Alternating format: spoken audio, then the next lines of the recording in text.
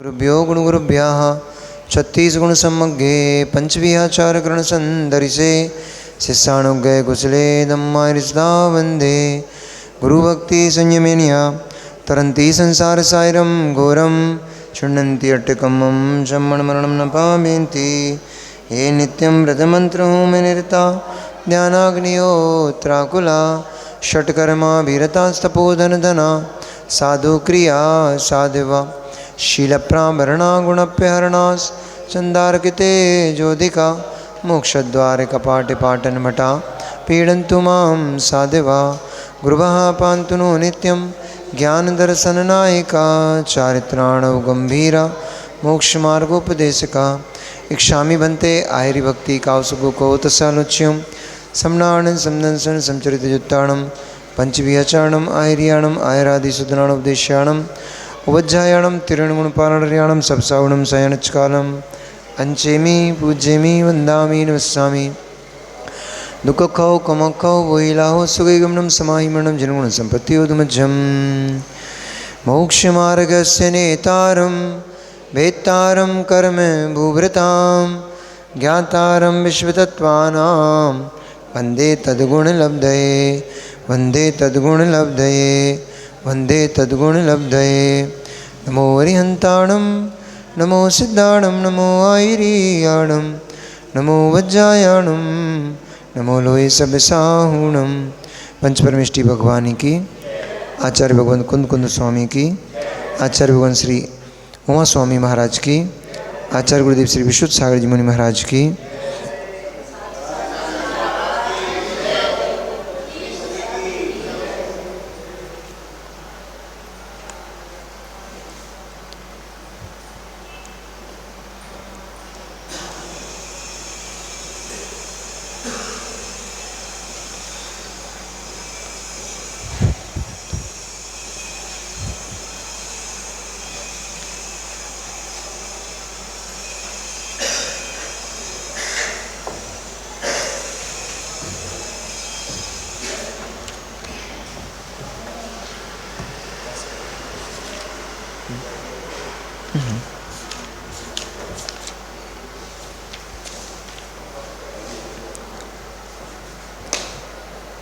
कल यहाँ 6 द्रव्य, उनकी पर्यायें, गुण आदि आदि के बारे में हमने यहाँ जाना। अब आज 6वें अध्याय में आश्रव का यहाँ पर कथन करते हुए आचार्य भगवंत ने आश्रव के कारणों को बतलाया है। वह आश्रव क्या है, किन कारणों से होता है और उनसे बचने के उपाय क्या हैं, क्योंकि आश्रव ही बंध कराता है। यदि आश्रव ही ना हो तो फिर बंध भी नहीं हो सकता, और आश्रव बंध ना हो तो जीव का संसार परिभ्रमण जो है फिर तुरंत शांत हो जाएगा, खत्म हो जाएगा। आश्रव होता है, बंध होता है, इसलिए जीव संसार में सुख और दुख को भोगता है, संसार में भटकता रहता है। तो आश्रव के हेतु क्या हैं, किन से आश्रव होता है, किन से बंध होता है, यहाँ पर इसी बात का व्याख्यान आचार्य भगवंत उमा स्वामी महाराज 6वें अध्याय में करने जा रहे हैं कि वह आश्रव क्या है। काय वांग मनः कर्मयोगः, काय वांग मनः यानी शरीर वचन मन, वांग मनः कर्मयोगः, काय वचन मन की जो क्रिया है उसका नाम योग है। योग अर्थात कर्मों का आश्रव द्वार, योग कर हुआ कर्मों का आश्रव द्वार, जिससे कर्म आते हैं उसका नाम योग। आश्रव और बंध का जो कारण है, जिसके कारण से कर्मों के द्वारा आत्मा बंध को प्राप्त होता है, वह योग कहा गया है।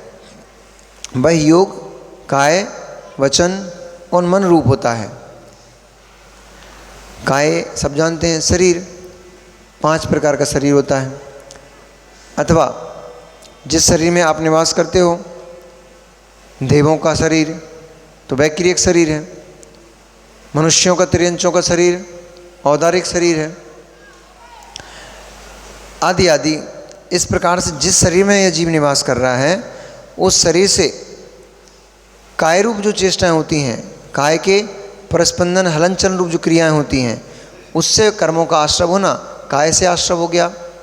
उस काय में मन है, संगी पंचेंद्रिय जीवों के मन होता है, तो संगी मन में जो चिंतन करता है उससे बंध आश्रव और बंध करता है। वचन, जिनके पास वचन बल है, वचनों का प्रयोग करते हैं तो वचनों से कर्मों का आश्रव करते हैं। तो काय से मन आश्रव होता है, वचनों से आश्रव होता है और मन से आश्रव होता है। अब मन से आश्रव, मन में जो भाव उत्पन्न हुआ उससे आश्रव कैसे हो रहा है? काय का तो समझ में आता है, काय चल रही है, हिल रही है, डुल रही है, कुछ क्रिया कर रही है, उससे समझ में आता है।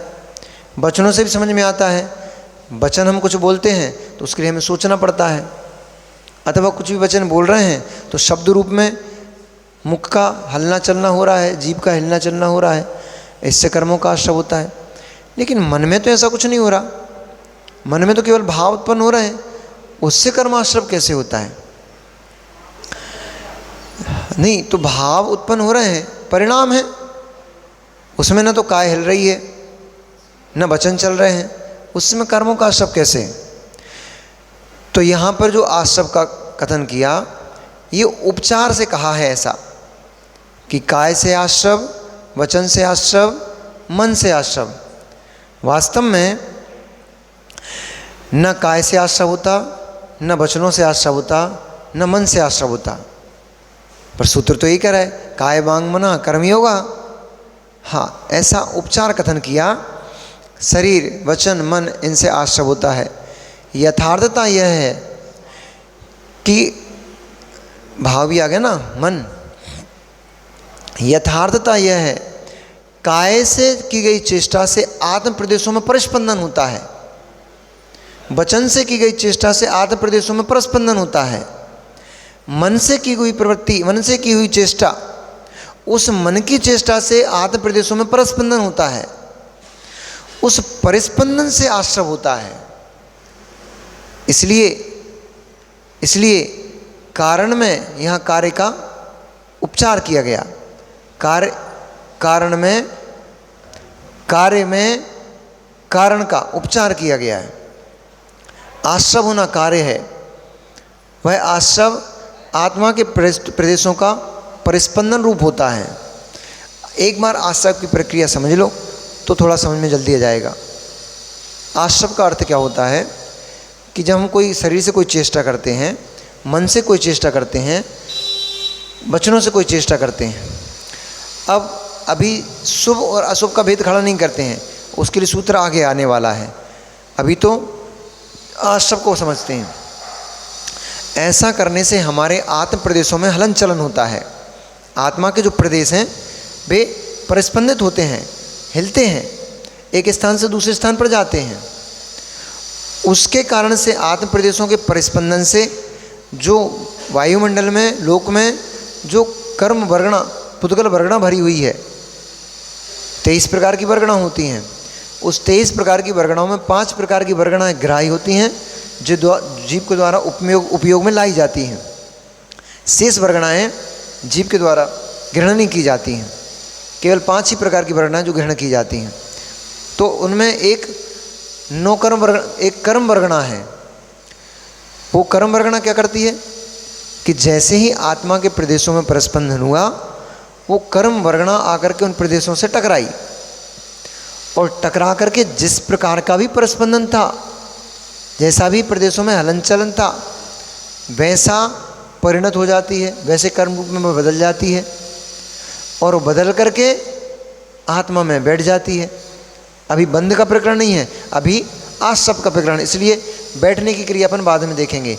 यहीं तक लेते हैं कि वो कर्म रूप में बदल गई, जो वर्गणा रूप में थी वो कर्म रूप में बदल गई। जैसे आपके बकेट में रखा आटा आपके डिब्बे में रखा आटा लोई रूप में बदल गया, तो अब उसकी संज्ञा बदल गई, आकार प्रकार सब बदल गया। ऐसे ही जब वो बरगना थी लोक में, तब वो बरगना थी, पुद्गल बरगना, लेकिन उस पुद्गल बरगना ने जैसे ही आत्म प्रदेशों के परिस्पंदन से स्पर्शित हुई, वो टकराई, तो टकराने से वह कर्म रूप में परिवर्तित हो गई। इसका नाम है आश्रव। आत्म प्रदेशों से टकरा करके पुद्गल कर्म वर्गणा का कर्म रूप में बदल जाना, इसका नाम है आश्रव।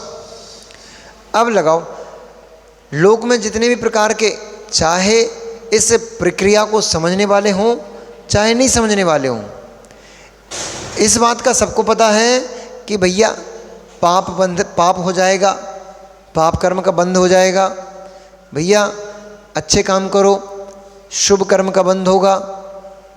कोई कहता है पाप मत करो अशुभ कर्म का बंध होगा, पाप मत करो पुण्य करो। ये सब है क्या? ये सब है क्या? वही आत्मा का परिस्पंदन, अभी सूत्र आगे आने वाला है। ये वही आत्मा का परिस्पंदन, वही आत्मा का परिस्पंदन, यानी आपके मन वचन काय की चेष्टा प्रवृत्ति स्वच्छ होती है, शुद्ध होती है, शुभ होती है, तो वही आत्मा के प्रदेश शुभ रूप में हलन चलन करते हैं, उन्हें उसका परिस्पंदन बदल जाता है। वही आत्मा के प्रदेश अशुभ रूप में परिस्पंदित होते हैं, तो वही आत्मा के प्रदेश परिस्पंदन होने से, अशुभ रूप में होने से, अशुभ चेष्टा जब हम करते हैं मन वचन काय से, तो वही आत्मा के प्रदेश अशुभ रूप में परिवर्तित होते हैं। अब बोले महाराज जी ये कैसे होता है? आत्मा के प्रदेश तो बेई के बेई हैं, आत्मा के प्रदेश कौन बदलते हैं? तो जैसे दो उदाहरण से समझ लेते हैं अपन। पहला तो जैसे आटा तो आटा है, आटा ना मीठा है ना चटपड़ा है, नमकीन है। उस आटे में आपने नमक डाल दिया, मिर्ची डाल दी, मसाले डाल दिए, जीरे आदि डाल दिया, अजवाइन डाल दी, तो उसी आटे की क्या बन गई? नमकीन पूड़ी बन गई। आटा वही है, उसी आटे में आपने गुड़ अथवा बूरा मिला दिया, गुड़ अथवा बूरे के पानी से आटा गूंथ लिया तो मीठी पूड़ी बन गई। आटा मीठा था कि नमकीन था? आटा तो आटा था, वह ना नमकीन था ना मीठा था। जैसा संयोग हुआ उसका टेस्ट वैसा आने लग गया, जैसा संयोग हुआ उसका टेस्ट वैसा आने लग गया। अब दूसरा उदाहरण आत्मा पे लगा के देता हूँ। अनुभव करो कि जब गुस्सा आती है तो क्या होता है अंदर में? जैसे ही गुस्सा आती है कान गर्म हो जाते हैं, आँखों में से गरम गरम ज्वाला सी निकलने लग जाती है, कानों में से गरम गरम हवा निकलने लग जाती है, नाक के नथने फड़कने लग जाते हैं, शरीर कंपित होने लग जाता है, शरीर में ऊष्मा निकलने लग जाती है, शरीर गर्म हो जाता है। कब? जब गुस्सा आती है तब। और जब कोई शुभ अच्छा काम होता है उसमें जब आप हर्षित होते हैं, खुश होते हैं, उस समय क्या होता है? उस समय ऐसा कुछ नहीं होता। उस समय बिना ही किसी के कहे शरीर उछलने लग जाता है, नृत्य करने लग जाता है, बिना ही कुछ कहे बिना ही कुछ हुए मुख स्माइल आ जाती है, मतलब क्या बोलते हैं उसको, प्रसन्नता आ जाती है, मुस्कुराहट आ जाती है। ये क्या हो रहा है? ये क्या हो रहा है? यही तो परिस्पंदन हो रहा है। जैसे ही कुछ अशुभ चेष्टा की थी, कषाय रूप, पाप रूप आदि आदि, जैसे ही अशुभ चेष्टा की थी, उस अशुभ चेष्टा से आत्मा के प्रदेशों ने उस रूप तदरूप परिस्पंदन किया, तदरूप हलन चलन किया, तेजी से घूमने लग गए और तदरूप परिणमन उनका हुआ, तो शरीर में वो लक्षण दिखाई देने लग गए। और कुछ शुभ घटना होती है, अच्छा कुछ होता है, संतान की उत्पत्ति हो गई घर में, तो खुशी होती है, नाचने को मन करता है, स्माइल आ जाती है चेहरे पे। ये क्या हुआ?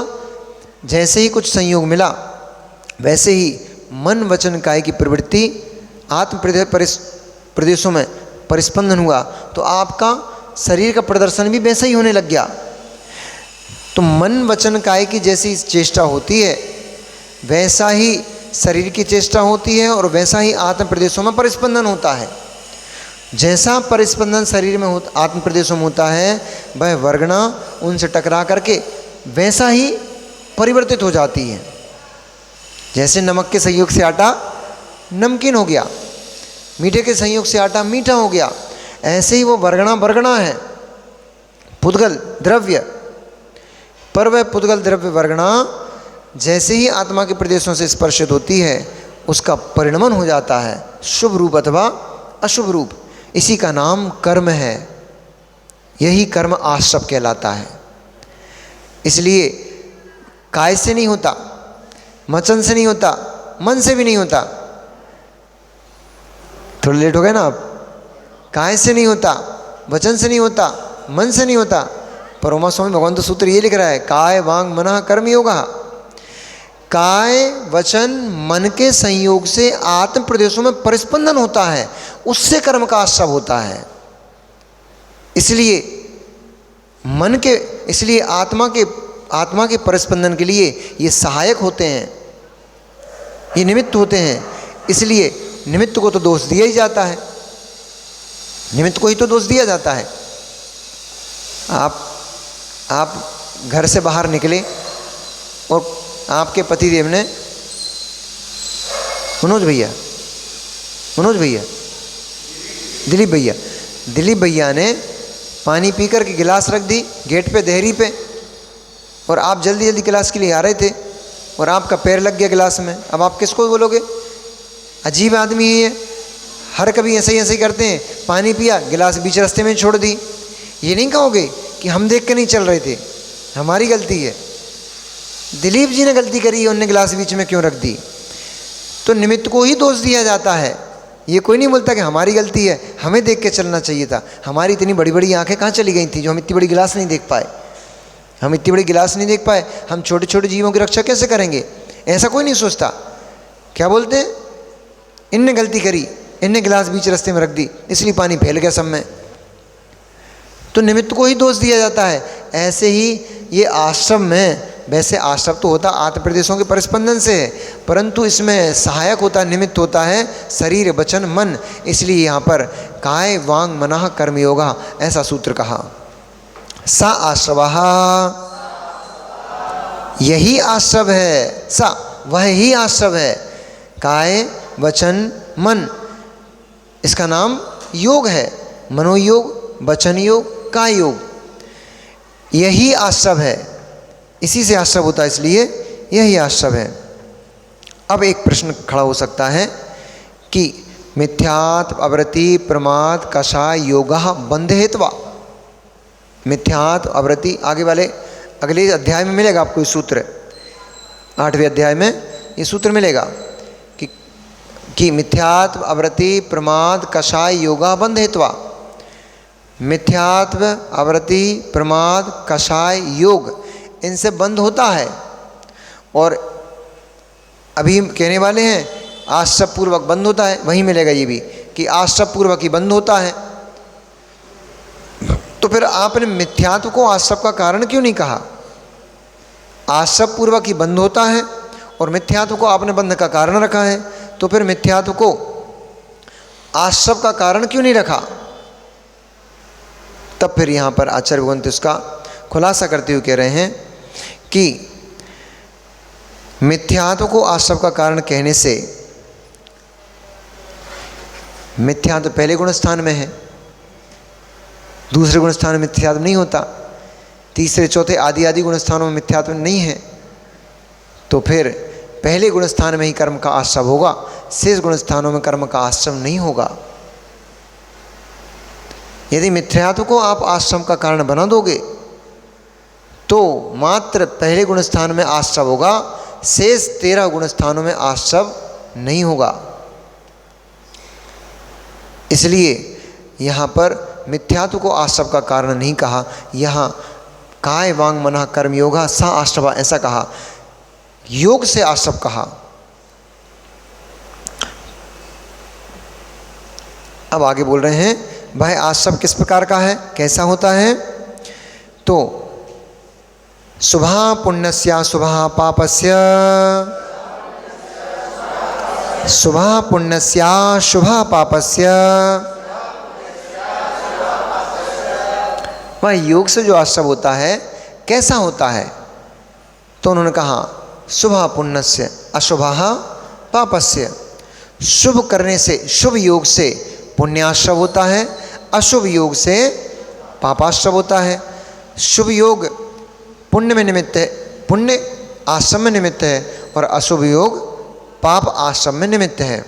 शुभ योग किसे कहेंगे, शुभ योग क्या है, तो जिससे परिणामों में निर्मलता बनती है, जिससे परिणामों में निर्मलता बनती है, जिससे आत्मा के परिणामों में विशुद्धि आती है, ऐसा वचन, ऐसा मन और ऐसा ही शरीर, ये शुभ योग है।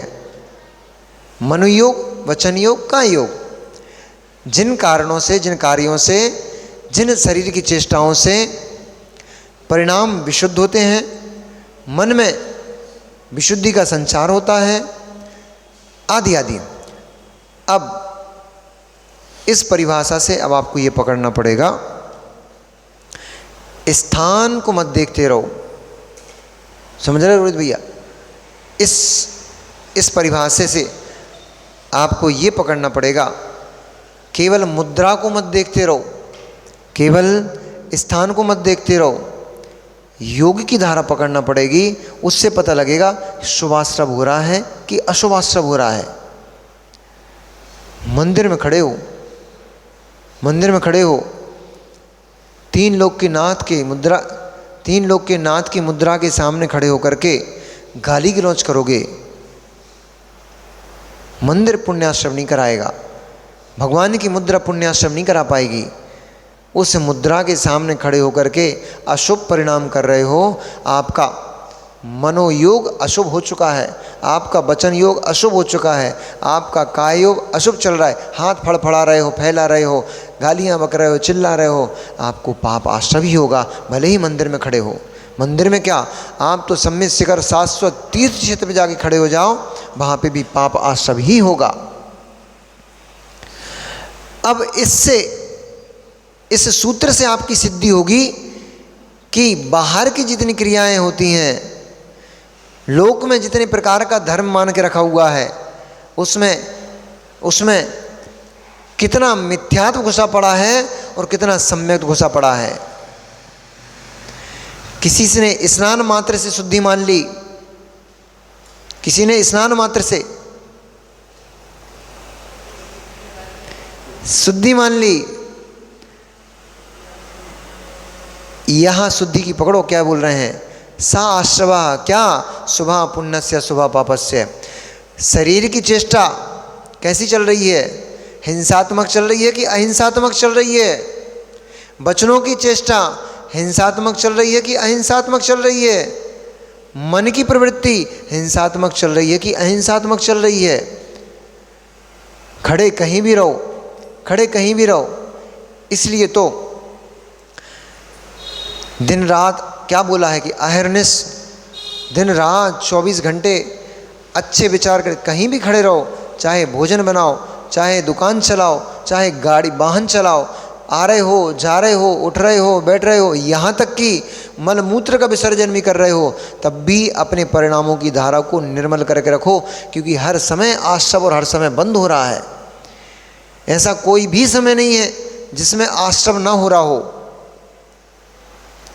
इसलिए मन वचन काय की प्रवृत्ति को हर समय अच्छा बना के रखो, शुभ बना के रखो, क्योंकि हर समय आश्रव जारी है, हर समय आश्रव हो रहा है। नित्य गंग जमुन समुद्र नहाए, असुचि दोष स्वभावत है। गंगा में नहाए, जमुना में नहाए, समुद्र में नहाए, क्षीर सागर में नहा लिया, पर परिणामों की शुचिता नहीं बन पा रही है, परिणाम अशुचि पड़े हैं, तो तुम्हारी शुद्धि होने वाली नहीं है। क्योंकि काय वांग मना कर्म योगा सा आश्वा शुभा पुण्यस्य शुभा पापस्य।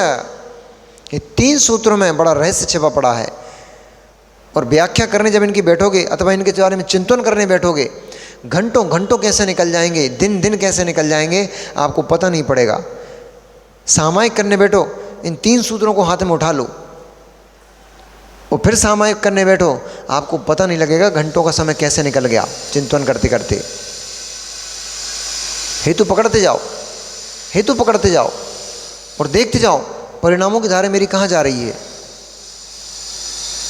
शुभा पुण्यस्य अशुभा पापस्य, शरीर की शुभ चेष्टा होगी।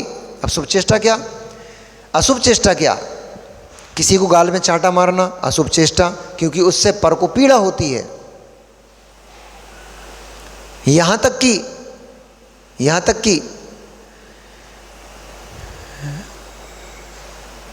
आप अपनी बच्ची को खिलाते हो, उसके जूल से गाल तोड़ देते हो, चिल्लाती कि नहीं चिल्लाती? आपने तो प्रसन्न चित्त होकर किया है, लाड़ प्यार जताने के लिए किया था, फिर भी उसके गाल तोड़ने से उसको कष्ट होता है। अशुभ चेष्टा,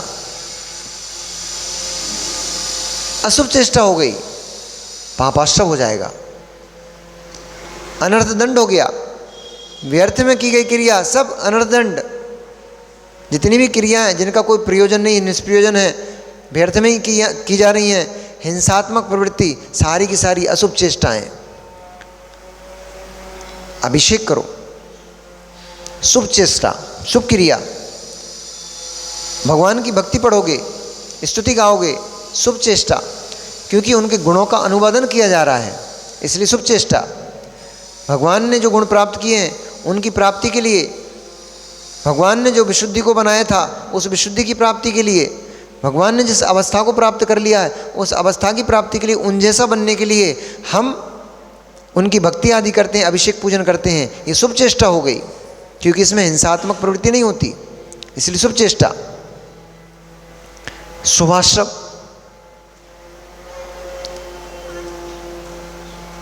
कपड़ा नाप रहे हो, कपड़े की दुकान वाला कपड़ा गज से मीटर से कपड़ा नाप रहा है, देखा उसने कि इसकी नज़र, कस्टमर की नज़र थोड़ी इधर उधर हुई है, तुरंत उसमें से कपड़ा नापते नापते 1 का 2 गज कर दिया। अशुभ चेष्टा। स्वयं परिणामों को पकड़ो, स्वयं अपने परिणामों को पकड़ो। इस समय तुम्हारे परिणामों की धारा चल क्या रही है? छल। ऐसा करते हुए आपको भय उत्पन्न हो रहा है, ऐसा करते हुए आपके शरीर में कंपन उत्पन्न हो रहा है, अशुभ चेष्टा। आपको भय है, देख तो नहीं लिया, देख ना ले, पर द्रव्य को हरण करने का भाव, पैसे तो पूरे लोगे, 5 मीटर के पैसे लोगे, 4.5 मीटर पकड़ा दिया कपड़ा, अशुभ चेष्टा, छल रूप परिणाम, पापाश्रव। अब लगाओ 24 घंटे दिन भर 24 घंटे में दूसरों को नहीं बताना कि हम कैसे हैं, दूसरों से नहीं कहना कि हम कितना अच्छा करते हैं, कितना बुरा करते हैं, कुछ मत कहो। अपने आप को देखते जाओ, बस अपने परिणामों को देखते जाओ। दूसरों को तो हमें मालूम है असत्य कहोगे, क्योंकि कोई अपने आप को बुरा प्रदर्शित नहीं करना चाहता। हर व्यक्ति अपने आप को प्रदर्शित तो यही करता है, हम बहुत अच्छे हैं, हम ही सबसे अच्छे हैं। बुरा कौन कहेगा अपने आप को? वे तो महात्मा जीव होते हैं, धन्य वे जीव हैं जो दिन में 3 बार अपनी आलोचना करते हैं। हादुट्ट कायम, हादुट्ट चिंत्यम, भाष्यम चदुट्टो, अंतो अंतो डज्जमी पच्छत्ता वीण बेद। तो मैं पापी हूँ, मैं दुरात्मा हूँ, मैं अत्याचारी हूँ, मैंने जीवों का वध किया है। ऐसा तो वे धर्मात्मा जीव होते हैं जिनको पाप भय लगता है, वे ही अपनी आलोचना निंदा करके अपनी सुरक्षा करते हैं, प्रायश्चित लेकर के अपनी रक्षा करते हैं। वे महात्मा जीव होते हैं। बाकी तो लोक में कौन कहेगा कि हम बुरे हैं? कितनी बुरा हो, कितनी बुरा हो, हर व्यक्ति यही कहता है हमारी ये अच्छी है, अच्छाई है, हम इतना अच्छा करते हैं, हम ऐसा अच्छा करते हैं, हम ऐसा अच्छा करते हैं। बुराई कौन कहता है? इसलिए दूसरों को बताने की आवश्यकता नहीं कि हम अच्छे हैं कि बुरे हैं। अपने प्रति क्षण के परिणामों को देखते चलो और हर क्षण होने वाली अपने शरीर की चेष्टा को देखते चलो। मेरा शरीर क्या कर रहा है इस समय, मेरे वचन किस तरफ जा रहे हैं, इस तरफ मैंने क्या बोला। अभी कल परसों हमने बच्चों को नियम दिया, सबको लिए नियम दिया था कल, सत्य सत्य धर्म के दिन नियम दिया था, सत्य वचन कहना है। कुछ बच्चे आए, महाराज जी हमने 3 बार झूठ बोल दिया, प्रायश्चित दे दो। ऐसे ऐसे बच्चों ने, जिनने कभी शायद प्रायश्चित कभी ना लिया हो, ऐसे ऐसे बच्चों ने आकर अपनी, अब देखो जब तक नहीं पता था तब तक दिन रात 24 घंटे में कितना झूठ बोलते थे, पता ही नहीं है। जब एक दिन नियम मिला कि आज आपको सत्य बोलना है, झूठ नहीं बोलना, तब पता पड़ा कि हम संभल के बोलते बोलते 3-4 बार झूठ बोल ही दिया। अब जब संभल के बोलते इतनी बार झूठ निकल गया, तो बिना संभल के बोलते, बिना ही देखते नहीं हो कि हम सत्य बोल रहे हैं, झूठ बोल रहे हैं, कितना झूठ बोल जाते होगे। उससे पाप का आश्रय होगा कि नहीं होगा? आपको भले ही नहीं पता है कि नहीं पकड़ पा रहे हो कि हम झूठ बोल रहे हैं, पर झूठ तो बोल रहे हो, पाप आश्रय होगा। नज़रें कहाँ कहाँ चली जाती हैं, आप भले ही नहीं पकड़ पा रहे हो हमारी नज़र कहाँ डोल रही है, पर होगा, पाप आश्रय तो होगा। मन में किसी के प्रति बुरा भाव उत्पन्न हो गया, भले ही किसी को पता हो ना पता हो, आप भी पकड़ पाए हो ना पकड़ पाए हो कि मैंने क्या सोच लिया है, पर आश्रय तो होगा, क्योंकि मन की चेष्टा हो गई, इसलिए कर्म का आश्रय तो होगा। ऐसे शुभ में भी लगाओ, भले ही कहीं बैठे हो, आप तो मूवी देखने के लिए थिएटर में बैठे थे, वहाँ पे परिणाम क्या चल रहा था? पर्दे पे मूवी चल रही थी, बैठे मूवी थिएटर की सीट पे थे, पर परिणाम क्या चल रहा था कि यार मैंने रोहित की बात मान ली होती, बढ़िया, यहाँ क्या मूवी देखने आ गया मैं फालतू में, वहाँ पे बैठ कर के, और वो विधान कर रहा है, आज धूप दशमी है, मंदिरों में जगह जगह मंदिरों में जाकर वो धूप खेने गया है, और मैं कैसा पागल आदमी यहाँ थिएटर में बैठा, पैसे लगाया, समय बर्बाद करा, पाप कमा रहा हूँ। और भैया क्या नाम है, अभिषेक भाई धूप खेते मंदिर गया, रोहित मूवी चला गया, अभिषेक मंदिर गया धूप खेने के लिए। अभिषेक सोच रहा है अरे यार कैसी पागलपंती कर ली, वो रोहित अच्छा बोल रहा था, मूवी देखा था बढ़िया, धूप तो क्या है, शाम को आके चला लेता, नहीं भी कहते तो कौन सी बड़ी बात थी, कर मंदिर कौन भग रहे थे, कल चढ़ा लेते। पर मूवी आज फर्स्ट डे फर्स्ट शो था, आज मूवी देखना चाहिए था। ये मूवी में बैठे हैं, वो मंदिर की धूप खे रहा है। ऐसा चिंतन करके वह जीव थिएटर में बैठ करके पुण्य कमा रहा है, और ये जीव मंदिर में बैठ करके पाप कमा रहा है। देह जन्म, अब भंग बनाना पड़ेंगे, पूर्णता ऐसा नहीं लगा सकते, भंग बनाना पड़ेंगे यहाँ पर पे। देह जन रोहित का पापाश्रव, मन की क्रिया जन पुण्याश्रव, और इनका देह जन पुण्याश्रव, लेकिन मन की क्रिया रूप पापाश्रव। तो मन की जैसी क्रिया चल रही है, परिणामों की धारा जैसी चल रही है, उससे अधिक आश्रव होगा। और फिर देह की क्रिया भी देखना पड़ेगी कि देह मूवी देख रही है, या देह भी अपना काम करने लग गई है। मैं यहीं से बैठकर भगवान को नमस्कार कर लेता हूँ, गलती तो हो ही गई, अब आ गया हूँ कोई बात नहीं, परंतु यहीं बैठ के भगवान को नमस्कार कर लेता हूँ। पर्दे पे भले ही मूवी चल रही है, लेकिन वह वहाँ बैठ कर भी धर्म ध्यान कर रहा है, शुभ कर्म कर रहा है, पापों का क्षय कर रहा है। ये है भावों की धारा की परिणति। इसका नाम शुभा पुण्यस्य शुभा पापस्य। शुभ योग से पुण्याश्रव होगा, अशुभ योग से पापाश्रव होगा। सकसाया कसायोः सांप्रायिकेर्यापथयोः सकसाया कषायोः सांप्रायिकेर्यापथयोः सकसाया कषायोः सांप्रायिकेर्यापथयोः। अब यहाँ पर आश्रव के भेदों को कहते हैं। ये ब्रह्मांड में तत्वार्थ सूत्र की वाचना होने लग जाए, यूनिवर्सिटीज़ में, स्कूलों में, कॉलेजेस में, हर जगह तत्वार्थ सूत्र की पाठ्यक्रम चलने लग जाए और तत्वार्थ सूत्र की वाचना होने लग जाए, आधे से लोग तो पाप प्रवृत्ति छोड़ देंगे, ये पक्का। ऐसी वाचना होने लग जाए, इन सूत्रों को यूनिवर्सिटियों में टीचर्स पढ़ाने लग जाएं, तो कम से कम व्यक्ति को ये पता लगे कि ब्रह्मांड में इस जीव का अस्तित्व क्या है और कैसे घूम रहा है। ये खेद की बात तो यही है कि बेचारे जीव को कुछ पता ही नहीं है ना। कहाँ क्या है? अज्ञानता। नहीं लिखा नहीं योग सागर जी, मैं हूँ कौन, क्या कर रहा हूँ, क्यों जी रहा हूँ, कैसे जी रहा हूँ, ये संसार चक्र चल कैसे रहा है, कुछ भी पता नहीं है।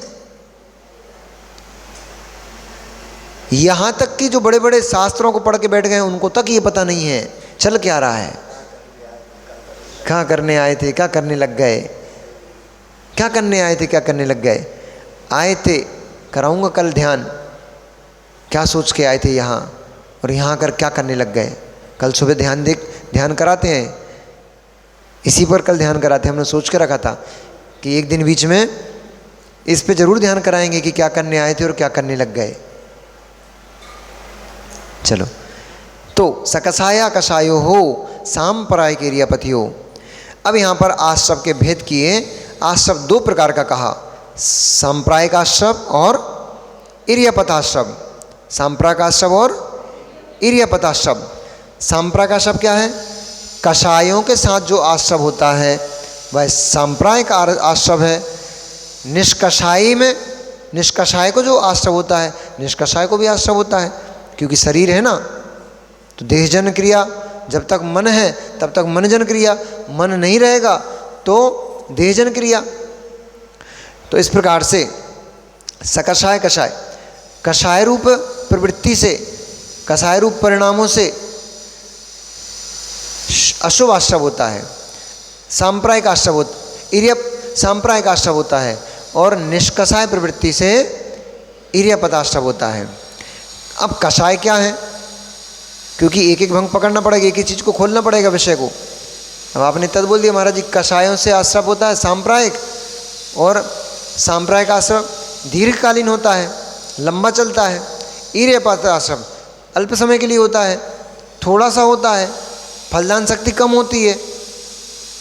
परंतु अब फलदान शक्ति ऐसे भी नहीं कह सकते कम ही होती है, क्योंकि केवली को जो आश्रव होता है वो तो बहुत फलदायक होता है। हाँ, लेकिन पूर्व का फलदायक है उनको, उस समय का तो आश्रम निर्जरा एक साथ हो जाती है उनकी, तो उसका फलदान भी कम होता है और अधिक समय भी नहीं ठहरता, वो एक समय मात्र के लिए होता नहीं, औरों के भी होता है। 11वीं 12वीं 13वीं गुण स्थान में भी होगा, अकेले केवलियों को नहीं होगा। कषाय, तो ये कषाय है क्या? जिसके साथ आश्रव लंबा चौड़ा होता है, बहुत समय तक ठहरता है, कर्म जन्मों जन्मों तक के लिए बंध जाते हैं, भवों भवों बाद उदय में आते हैं, कई भव बाद उदय में आते हैं। कई कहो तो 50 आज बांधा हुआ कर्म 50 जन्म बाद उदय में आएगा, पड़ा रहेगा जब तक सत्ता में। जैसे आपने एफडी कर दी बैंक में, अब आपने एफडी तो करी थी आपने 1 साल के लिए, बैंक मैनेजर है क्या? अच्छा, तो आपने एफडी तो करी थी 1 साल के लिए, पर अभी आवश्यकता नहीं पड़ी तो पड़ा हुआ है, रिन्यू हो गई, फिर से एफडी हो गई, फिर से इंटरेस्ट मिलने लग गया उसका, तो पड़ा है, अभी आपकी आवश्यकता नहीं पड़ रही। 1 करोड़ रुपए आपके पास एफडी में पड़ा हुआ है, तो आप करोड़पति तो आप कहलाओगे कि नहीं कहलाओगे? भले ही उसका यूज नहीं कर रहे हैं आप, पड़ा हुआ है। ऐसे ही कर्म का बंध हुआ है तो संसारी तो कहलाओगे, कर्म से बंधे हुए तो कहलाओगे, भले ही वह कर्म आज उदय में नहीं आ रहा, ये अभी आबादा काल में, अभी ये उसका उदय काल नहीं है, इसलिए अभी उदय में नहीं है, परंतु सत्ता रखी हुई है, बैठा हुआ है। जब भी हो, वहीं से कर लो, वहीं से, जब भी होगा उदय में आएगा, जब भी उदय में आएगा तब फल देगा, परंतु बैठा है, वो रखा हुआ है एफडी की तरह। तो ऐसे ही एक अभी आपने जो कर्म किया, आश्रव किया, कहो तो पड़ा ही है वो, उसने आश्रव बंध ऐसा कर लिया। क्योंकि कोई भी जब आश्रव होता है तो 4 चीज़ों को लेकर के होता है, प्रकृति बंध, स्थिति बंध, अनुभाग बंध, प्रदेश बंध।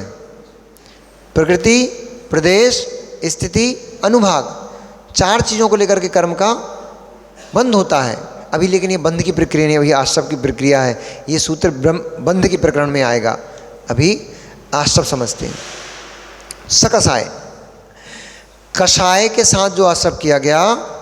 अब कषाय क्या है ये बता रहे थे। क्रोध, कषाय कितनी होती हैं? 4। कषाय का मतलब होता है जो क्रश करे, कस दे, उसका नाम कषाय है। जो आत्मा को कसती है, क्रश करती है, यानी आत्मा के गुणों का घात करती है, आत्मा को नुकसान पहुंचाती है, आत्मा को संसार में बांध के रखती है, उसका नाम है कषाय। वो होती हैं चार, पता सबको है, क्रोध, मान, माया, लोभ। क्रोध करना, मान यानी अभिमान करना, अहंकार करना, मायाचारी करना, छल कपट करना, लोभ करना। लोभ, लोभ को क्या बोलोगे यार? लोभ ही बोलते, सभी बोलते लोभ हैं। लालच, लोभ, लालच, लोभ करना, ये चार कषाय हैं। चार कषायों के साथ जो आश्रव होगा, आप फिर इसके भेद करोगे, भेद प्रभेद करते चले जाओगे तो बहुत सारे भंग बन जाएंगे इसमें। इन कषायों के साथ जो आश्रव होगा वो सांप्रायिक आश्रव, और कषायों से रहित मात्र मन वचन काय की प्रवृत्ति हलन चलन से जो आश्रव होगा वो इरियापद आश्रम। अब यहाँ पर प्रथम जो सकसाय सांप्रायिक आश्रम कहा, इसके भेद को बताते हैं। वह किस किस प्रकार से होता है? इंद्रिय कषाया व्रत क्रिया, इंद्रिय कषाया व्रत क्रिया, पंच चतुः पंच पंचविंशति संख्या, पूर्वस्य वेदाः। इंद्रिय कषाया व्रत क्रिया पंच चतुः पंच पंचविंशति संख्या, पूर्वस्य वेदाः।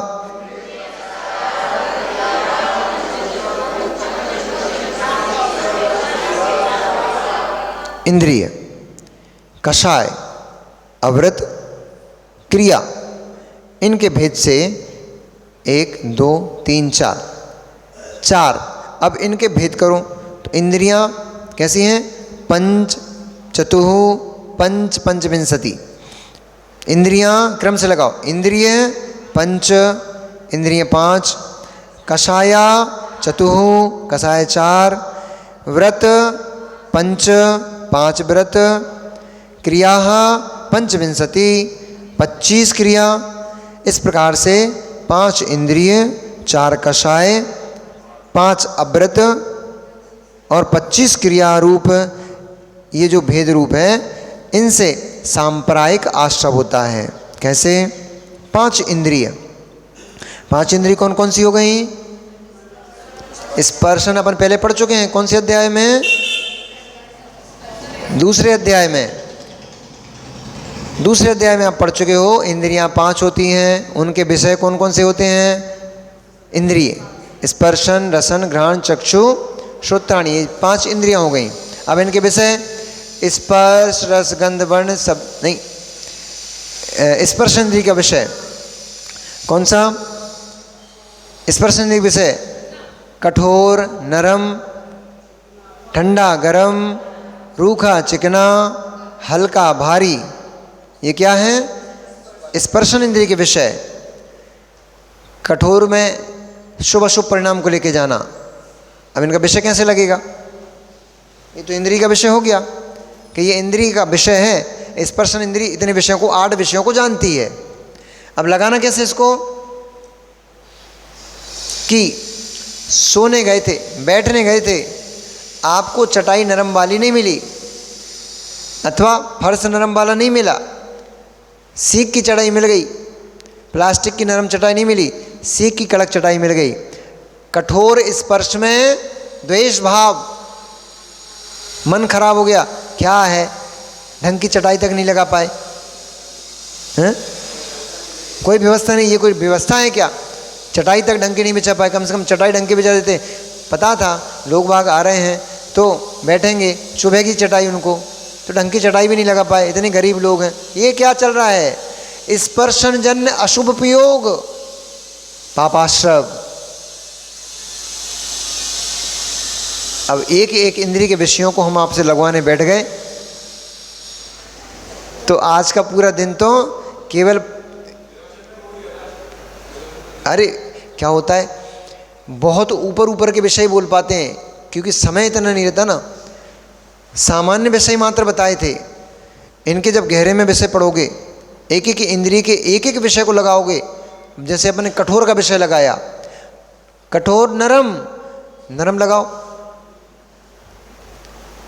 गद्दा नरम मिल गया, आज तो बढ़िया मस्त नींद आएगी, गद्दा एकदम नरम नरम मिल गया है, फॉर्म का गद्दा मिल गया है। स्पर्शन इंद्रिय का कोमल नाम का जो विषय है, उस विषय में आसक्ति भाव, राग भाव, पापाश्रव।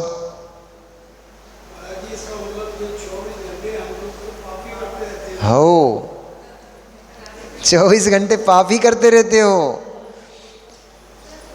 जब तक। हाँ भैया, इतना ही सूक्ष्म है जैन दर्शन, बहुत सूक्ष्म है जैन दर्शन। और यूं कहें, जैन दर्शन ने तो कर्म सिद्धांत की व्याख्या को कहा है। कर्म सिद्धांत इतना सूक्ष्म है, उसको बता रहे हैं आचार्य भगवान तो यहाँ पर कि कहाँ कहाँ से कैसे कैसे आश्रम तुम करते हो, सीख लो, जान लो। छोड़ सको तो छोड़ो, नहीं छोड़ सको तो बंद करो और घूमते रहो संसार में। क्योंकि सब पढ़ाने के बाद आचार्य बंद एक लास्ट में लाइन लिख देते हैं, जम रुचई तम कुज्जा। हमने बता दिया, सुन रही हो अम्मा, हमने बता दिया, फिर आपको जैसा रुचे वैसा आप करते रहो, आपको जो अच्छा लगे सो आप करते रहो। क्योंकि यहाँ थोपा थापी का धर्म नहीं है, जबरदस्ती का धर्म नहीं है, भावों की परिणति का धर्म है, परिणामों का धर्म है, स्वयं के चिंतन का धर्म है। थोप के किसी से धर्म नहीं कराया जा सकता कभी भी। आप जबरदस्ती किसी को पकड़ के मंदिर ले जाओ, बच्चा मंदिर नहीं आना चाह रहा, तो तुम जबरदस्ती उसको पकड़ पकड़ घसीट मंदिर ले आ रहे हो, ऐसे तुम उसको धर्म नहीं सिखा पाओगे, ऐसे नहीं सिखा पाओगे। हाँ? संसार में होगा तो संसारियों को तो आश्रम होता है, जिनको आश्रम नहीं होता, बंद नहीं होता, और जितने कर्म थे रखे वे भी जड़ गए, वो मोक्ष चले गए। मोक्ष कोई अलग वस्तु थोड़ी ही है। आश्रम का नहीं होना, बंध का नहीं होना और रखे हुए कर्मों का झड़ जाना, इसी का नाम मोक्ष है। संपूर्ण कर्मों से खाली हो जाना, नए कर्मों का आश्रम नहीं करना, मोक्ष हो गया। हाँ, मोक्ष में मोक्ष नहीं होता, यहां बंध पूर्वक मोक्ष होता है। बंध पूर्वक मोक्ष बताया है। बंध है उसी से तो छूटेगा, बंधा ही नहीं। कोई गाय है रस्सी से बंधी नहीं तो वो तो पहले ही मुंच है, पहले ही छूटी हुई है, वो बंधी नहीं है, उसको क्या तुम छोड़ोगे? बोले हम गाय छोड़ने जा रहे हैं, वो तो बंधी नहीं, वो तो पहले से ही छूटी है, उसको क्या? जो बंधी गाय थी उसको रस्सी छोड़ोगे तब कहलाएगी कि हमने बंधन मुक्त कर दिया। ऐसे जो कर्मों से बंधा है उसका मोक्ष होता है। अब समझना पड़ेगा आपके रिश्तेदारों को कि बंध से मोक्ष होता है। मुक्त तो हो ही चुके, तुम मुक्त तो हो ही, तुम शुद्ध हो ही, तो फिर इतनी सारी क्रियाएं क्यों करते हो? धर्म क्यों करते हो? व्रत उपवास क्यों करते हो? पूजन पाठ क्यों करते हो? मुंच धातु जो है, मुंच का हाँ? हाँ।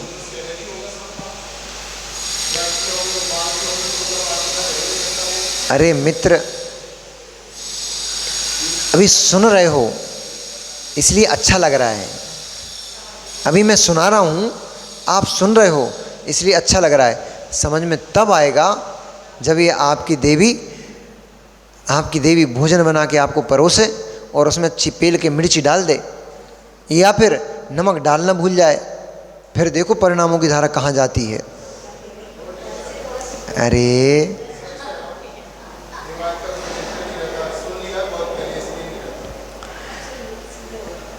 इतनी समता आने लग जाए, पता लगा रोहित भाई, एक दिन देवी ने कुछ गटरम सटरम कर दिया, उठपटांग कुछ गलत कुछ का कुछ कर दिया, काम बिगाड़ दिया। आपका बहुत इम्पोर्टेंट काम था और चलो हमारे पास तो बहुत बकेट में, हमारे पास बहुत सारी चीज़ें हैं पर समय कम है, बस समय की समस्या है। बकेट में हमारे पास चीज़ें तो बहुत सारी हैं, समय की समस्या है। हम बकेट जब तक खोलते हैं और प्रदर्शनी लगाना शुरू करते हैं तब तक घंटी बजाना शुरू हो जाती है। आपका कोई बस कस्टमर आया था, क्लाइंट, वो 10 लाख रुपए की एफडी करा गया आपसे और बोला मैं बाहर जा रहा हूँ, इसलिए जो पेपर्स आएंगे एफडी के वो आप रख लेना, मैं आकर के उसको कलेक्ट कर लूँगा। और इनको लगा शायद पुराना कोई पेपर पड़ा हुआ है ये, इसलिए ऐसे छोड़ के चले गए। उन्होंने उठाकर उसको फाड़ के फेंक दिया। अब मिलो परिणामों की धारा से, अब मिलो परिणामों की धारा से। कहाँ जा रहे परिणाम? जिसको उसकी भाषा में समझाना पड़ता है ना, ये बैंक मैनेजर है ना, तो उनको बैंक की भाषा में समझ में आ गया उनको जल्दी से। दूसरी भाषा समझा रहे थे नहीं समझ में आ रही थी। तो चौके चूल्हे की भाषा इनको समझ में आएगी, आपको नहीं आएगी, आपको बैंक की भाषा समझ में आएगी। अब मिलो परिणामों की धारा से। परिणाम कहाँ जा रहे हैं? पेपर तो फट चुका है। साधु क्या कहेगा? जिस समता की आप बात कर रहे हो, समता क्या कहेगी? पेपर तो फट ही चुका है। मेरे चिल्लाने से, मेरा हल्ला करने से, मेरा गुस्सा करने से, क्रोध कसाय करने से, रोष तोष करने से, मारने पीटने से कौन पेपर जुड़ने वाला है? इतना तो जरूर बताओगे, अरे ये बहुत इंपॉर्टेंट पेपर था भाई, तुमने क्यों फाड़ दिया? देख के तो फाड़ना चाहिए, पूछना तो चाहिए था मुझसे। यहां तक तो ठीक है, परंतु वह पेपर देख के आग बबूले हो गए। अब उनके हाथ पैर तोड़ने पे तो लगे, पेपर तो फट ही चुका है, उनके हाथ पैर क्यों तोड़ते हो? तुम कसाय कर रहे हो, सामने वाले को कसाय दे रहे हो। हानि पे हानि, पेपर की हानि, स्वयं के परिणामों की हानि, सामने वाले के परिणामों की हानि, हिंसा और फिर कर्म का बंध है सब तरफ से। इसका नाम है सांप्रदायिक आश्रम। अब एक एक इंद्री पे लगवाऊंगा तो बहुत समय लग जाएगा। बाकी सब आप लोग अब ऐसा करना, विषय मैंने आपको दे दिया है, विषय मैंने आपके पास छोड़ दिया है। एक एक इंद्री के विषय को लगाना। 8 प्रकार का स्पर्श। गर्मी में निकल गए, ये देखो ये क्या चल रहा है? पंखा नहीं चल रहा, ये जीवों की विराधना चल रही है, हिंसा पर हिंसा पाप चल रहा है। पंखा चलते दिखाई दे रहा है, पंखा नहीं चल रहा, हिंसा पाप चल रहा है। स्पर्शन इंद्री का विषय, स्पर्शन इंद्री का विषय कौन सा? शीत उष्ण। उष्ण में सहन, उष्ण को सहन नहीं कर पा रहे हो, इसलिए पंखा चालू करके हवा लेकर के शीतलता दे रहे हो अपने शरीर को। स्पर्श आनंद आ रहा है कि नहीं आ रहा? पंखे की हवा में, एसी की हवा में आनंद आ रहा है ना? एसी की हवा में आनंद आ रहा है। यह शीत नाम का विषय, आपकी स्पर्शन इंद्रिय का शीत विषय में आनंद ले रहे हो, उष्ण विषय में खेद व्यक्त कर रहे हो, इसलिए उससे पाप कर्म का आश्रम।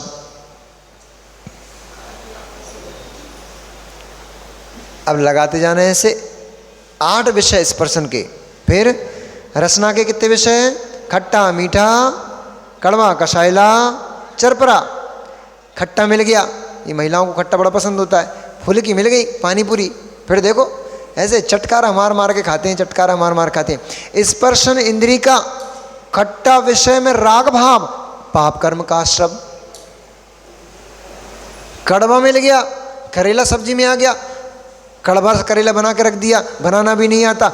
इस रसना इंद्री के कड़वे विषय में द्वेष भाव।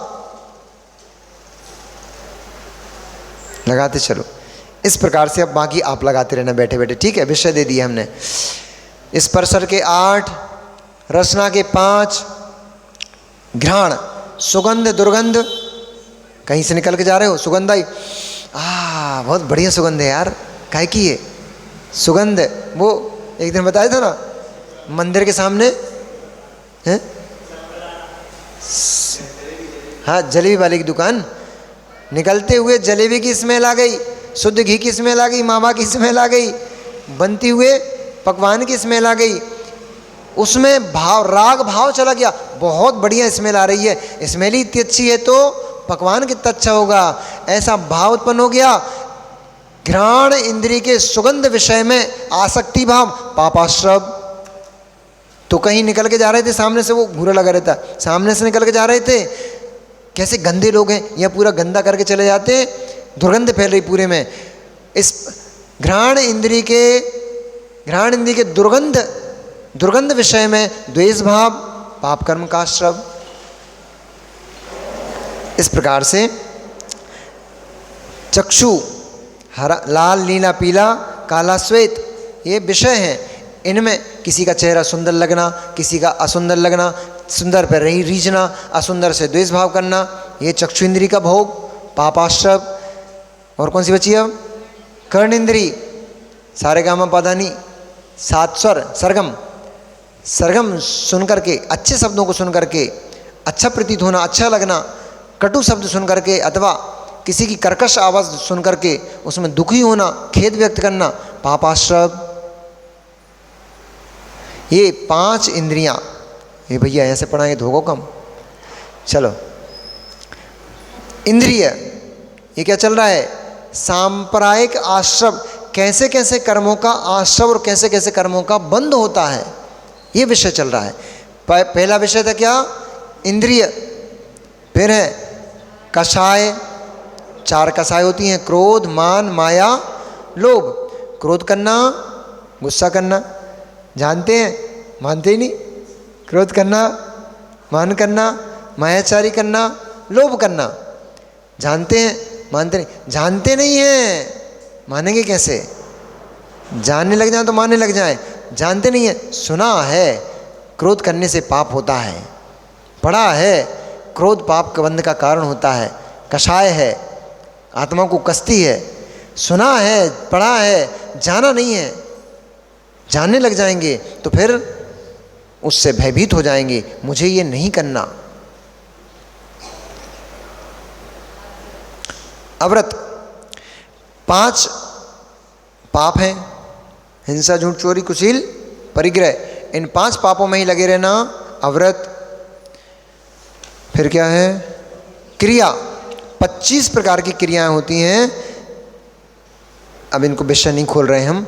25 प्रकार क्रियाएं, वैसे तो समझने लायक विषय है ये पूरा विषय। जो मैंने बोला था ना कल, कि कल सूत्र तो कम है, 27 मात्र हैं, लेकिन विषय इतना भरा पड़ा है, इतना भरा पड़ा है कि 8 दिन भी अगर इन 27 सूत्रों पर व्याख्या करूं तो बहुत कम होगा। एक एक सूत्र में कई कई दिन लगेंगे, एक एक विषय को समझाने में कई कई दिन लग जाएंगे। चलो, लेकिन शॉर्ट में समझ लेते, जितना है सो ठीक है, जो मिले सो ग्रहण कर लो। इसीलिए इसका नाम मोक्ष शास्त्र है, क्योंकि सब करा करू के लास्ट में मोक्ष की व्याख्या करेंगे ये, इसलिए इसका नाम मोक्ष शास्त्र है। अंत में इसकी मोक्ष की व्याख्या कही गई है। इंद्रिय कषायवत क्रिया, 25 क्रियाएं होती हैं, जिसमें से केवल एक ही क्रिया शुभ होती है, प्रशस्त होती है, बाकी 24 क्रियाएं अप्रशस्त होती हैं। नाम बता दे रहा हूँ। सम्यक्त वर्धनी क्रिया, पहली क्रिया जिसमें भक्ति आदि की जाती है, गुणस्तवन किया जाता है, वो सम्यक्त वर्धनी क्रिया है।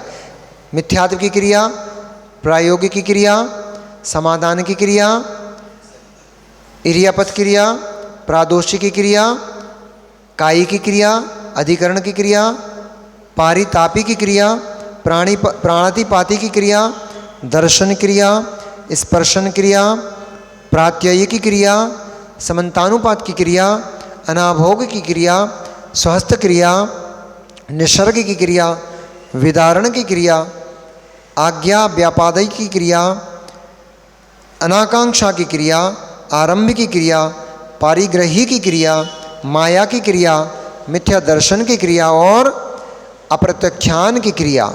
ये 25 क्रियाएं हैं। वैसे तो बहुत बढ़िया विषय है इनके अंदर, लेकिन अभी समझा नहीं पाऊंगा, समय का अभाव है। फिर कभी समय मिलेगा तो अपन इसको पढ़ेंगे, जानेंगे। ये 25 क्रियाओं में मात्र सम्यक्त वर्धिनी जो क्रिया पहली थी, सम्यक्त की क्रिया, यही मात्र शुभ है। शेष 24 सारी की सारी क्रियाएं अशुभ कर्म का बंध के कारण बनती हैं, इसलिए अशुभ हैं। अब जो आश्रव होता है, ये बहुत लोगों का प्रश्न होता है और इससे बहुत लोगों का समाधान भी होता है कि तुम भी स्वर्ग जाओगे, हम भी स्वर्ग जाएंगे। तुम भी स्वर्ग जाओगे, हम भी स्वर्ग जाएंगे, तो क्या मतलब इतना त्याग करें? अणुवृत्ति भी स्वर्ग जाएगा, महावृत्ति भी अभी पंचम अगर मोक्ष तो महावृत्ति जा नहीं पाता, तो तुम भी स्वर्ग जाओगे, अणुवृत्ति भी स्वर्ग जाएगा और महावृत्ति भी स्वर्ग जाएगा। अरे नहीं भैया, ऐसा नहीं है, भेद है। क्या भेद है? तीव्र मंद ज्ञाता ज्ञात भावाधिकरण वीर्य विशेषेभ्यस् तद विशेषाः।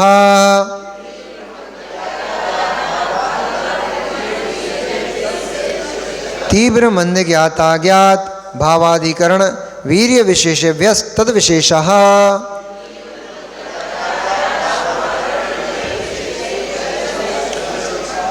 जैसा भाव तीव्र, जैसा भाव जिस प्रकार की चेष्टा जीव की होती है, वैसा ही उसको शुभ अशुभ कर्म का बंध होता है और वैसा ही उसको फिर फल मिलता है। तीव्र अति अधिक अति प्रवृद्ध क्रोध मान आदि के कारण से परिणामों की तीव्रता होना, अत्यंत संक्लिष्ट परिणाम होना, ये तीव्र है। यानी भक्ति की भी तीव्रता हो सकती है और पापों की भी तीव्रता हो सकती है। रावण की तीव्रता आसक्ति, अभी सीता से कहेगा, निवेदन करेगा कि यदि तुम मुझे नहीं स्वीकारती मैं अपने प्राण त्याग दूंगा। तीव्र आसक्ति भाव, इसलिए तो नरक में पड़ा। तीव्र, ऐसी भक्ति में भी तीव्रता होती है। कब मुनिराजों के दर्शन हो जाएं, कब मुनिराजों के दर्शन हो जाएं। किसी व्यक्ति ने 4 दिन से भगवान के दर्शन नहीं किए, तो उसके अंदर तीव्र भाव उत्पन्न होते हैं। जो प्रतिदिन का दर्शन का नियम वाला है अथवा जो एक दिन भी भगवान के दर्शन के बिना नहीं रहता, उसके अंदर तीव्र भाव उत्पन्न होता है। मछली की तरह छटपटाता है, ओ मैंने 3 दिन से भगवान के दर्शन नहीं किए, कब हो कि मैं भगवान के दर्शन करूं। ये तीव्र भाव। शुभ में भी लगाते जाना सब चीज़ें, अशुभ में भी लगाते जाना। शुभ वाले को शुभाश्रव होगा, अशुभ वाले को अशुभ। तीव्र भाव से तीव्र आश्रव, मंद भाव से मंद आश्रव। भगवान के दर्शन की, पूजन की, अभिषेक की ललक। अब समझो, अभिषेक करने जा रहे हो कि जा ही रहे हो, कि जा ही रहे हो। अभिषेक करने जा रहे हो कि जा ही रहे हो, कि जा ही रहे हो, जा ही रहे हो। यानी उमंग है। चाहे 12 बजे रात को सो, चाहे 2 बजे रात को सो, अपने आप जिसके अंदर ललक है उसको समय पे नींद खुल जाती है और फटाफट तैयार होता है, उठकर जाता है, अभिषेक पूजन करता है। तीव्र भाव। तो जा रहे हैं, ठीक है, चले जाएंगे, नहीं जाएंगे तो कौन से भगवान बिना अभिषेक के रह जाएंगे, चले जाएंगे। अथवा भागते भूगते लेट लती पहुँचते जा रहे हैं, भगवान उठने वाले थे तब भैया रुको रुको रुको रुको, हम भी आ गए। ये मंद भाव। अब तीव्र में भी बहुत सारे भंग बनेंगे, स्थितियां बनेंगी, मंद में भी बहुत सारी स्थितियां बनेंगी। तो तीव्र भाव से तीव्र आश्रव होगा, मंद भाव से मंद आश्रव होगा, चाहे पाप में चाहे पुण्य में। किसी से बदला लेने का भाव बहुत तीव्र है, तीव्र कषाय चल रही है, तीव्र आश्रव होगा। हल्का फुल्का चल रहा है, ठीक है, गलती तो उसने की थी, ठीक है देखेंगे। मंद भाव, बदला लेने का भाव है लेकिन मंद भाव, आश्रव भी वैसे ही होगा। तीव्र वाले को तीव्र पाप का आश्रव होगा, मंद वाले को मंद। ज्ञात भाव, जान करके हिंसा आदि की है या अज्ञानता में हो गई। जान करके पाप किया कि अज्ञानता में हो गया, पाप आश्रव दोनों का होगा। ये नहीं कह सकते, लोग बोलते हैं ना महाराज जी हमें कौन पता था, वो तो अज्ञानता में हो गया। अज्ञानता में भी हुआ पाप तो पाप ही है, उसकी संज्ञा थोड़ी बदल जाएगी, पुण्य थोड़ी हो जाएगा वो। पाप तो पाप ही है। अज्ञानता में किया, आश्रव कम हो, आश्रव जो होगा मंद होगा, अधिक नहीं होगा। जान करके करोगे तो तीव्र होगा। ऐसे ही जा रहे थे, भगवान की प्रतिमा दिख गई, अब चलो जब मिल ही गई है चलो अभिषेक कर ही आ रहे हैं, ऐसे परिणाम। या कुछ भी हो, काम 50 टल जाए, हम तो अभिषेक करके ही काम पे जाएंगे। ये तीव्र भाव, ज्ञात भाव, अज्ञात भाव। फिर है तीव्र मंद ज्ञात अज्ञात भावाधिकरण भाव। तीव्र मंद ज्ञात अज्ञात ये भाव हो गए तीव्र मंद ज्ञात अज्ञात भाव अधिकरण, ये अधिकरण हो गए। वीर्य विशेष अभ्यास, वीर्य शक्ति के अनुसार। अब किसी के पास शक्ति नहीं भी है तब भी उपास कर लिया, शक्ति नहीं भी है तब भी उपास कर लिया और उत्साह मना रहा है, अरे चलो मेरा उपास लगभग पूरा ही हो गया है, सुबह होने ही वाली है, मेरा उपास अच्छा हो गया, मैं सोच रहा था कैसे होगा पर हो गया। ये वीर्य की क्षीणता में भी पुण्य कमा लिया। और एक मुस्टंडा बना बैठा है, अभी किसी से लड़ा दो तो 10-12 को इकट्ठा उठा के पटक दे, पर उससे बोलो भैया उपास कर ले एक, अरे नहीं भैया मैं भूखा नहीं रह सकता, मर जाऊंगा एक ही दिन खाऊंगा नहीं तो। ये वीर्य शक्ति होने पर छुपाना, शक्ति नहीं होने पर भी उसको प्रदर्शित करना, वीर्य अथवा शक्ति होने पर उसको उपयोग करना, नहीं होने पर जितनी है उतना उपयोग करना, ये वीर्य। सहनन, इससे ही जिसके पास शक्ति है वीर्य है वही 7वें नरक पर जा पाएगा। तुम लोग तो 7वें नरक जा ही नहीं सकते। पंचम काल के मनुष्य, पंचम काल के त्रियंच 7वें नरक नहीं जाते। सिंह इतनी भी हिंसा करता तब भी 3रे नरक तक जा सकता है, 7वें नरक नहीं जा पाएगा।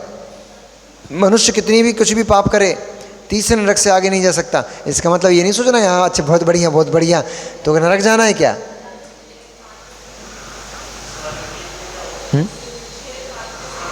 पंचम काल का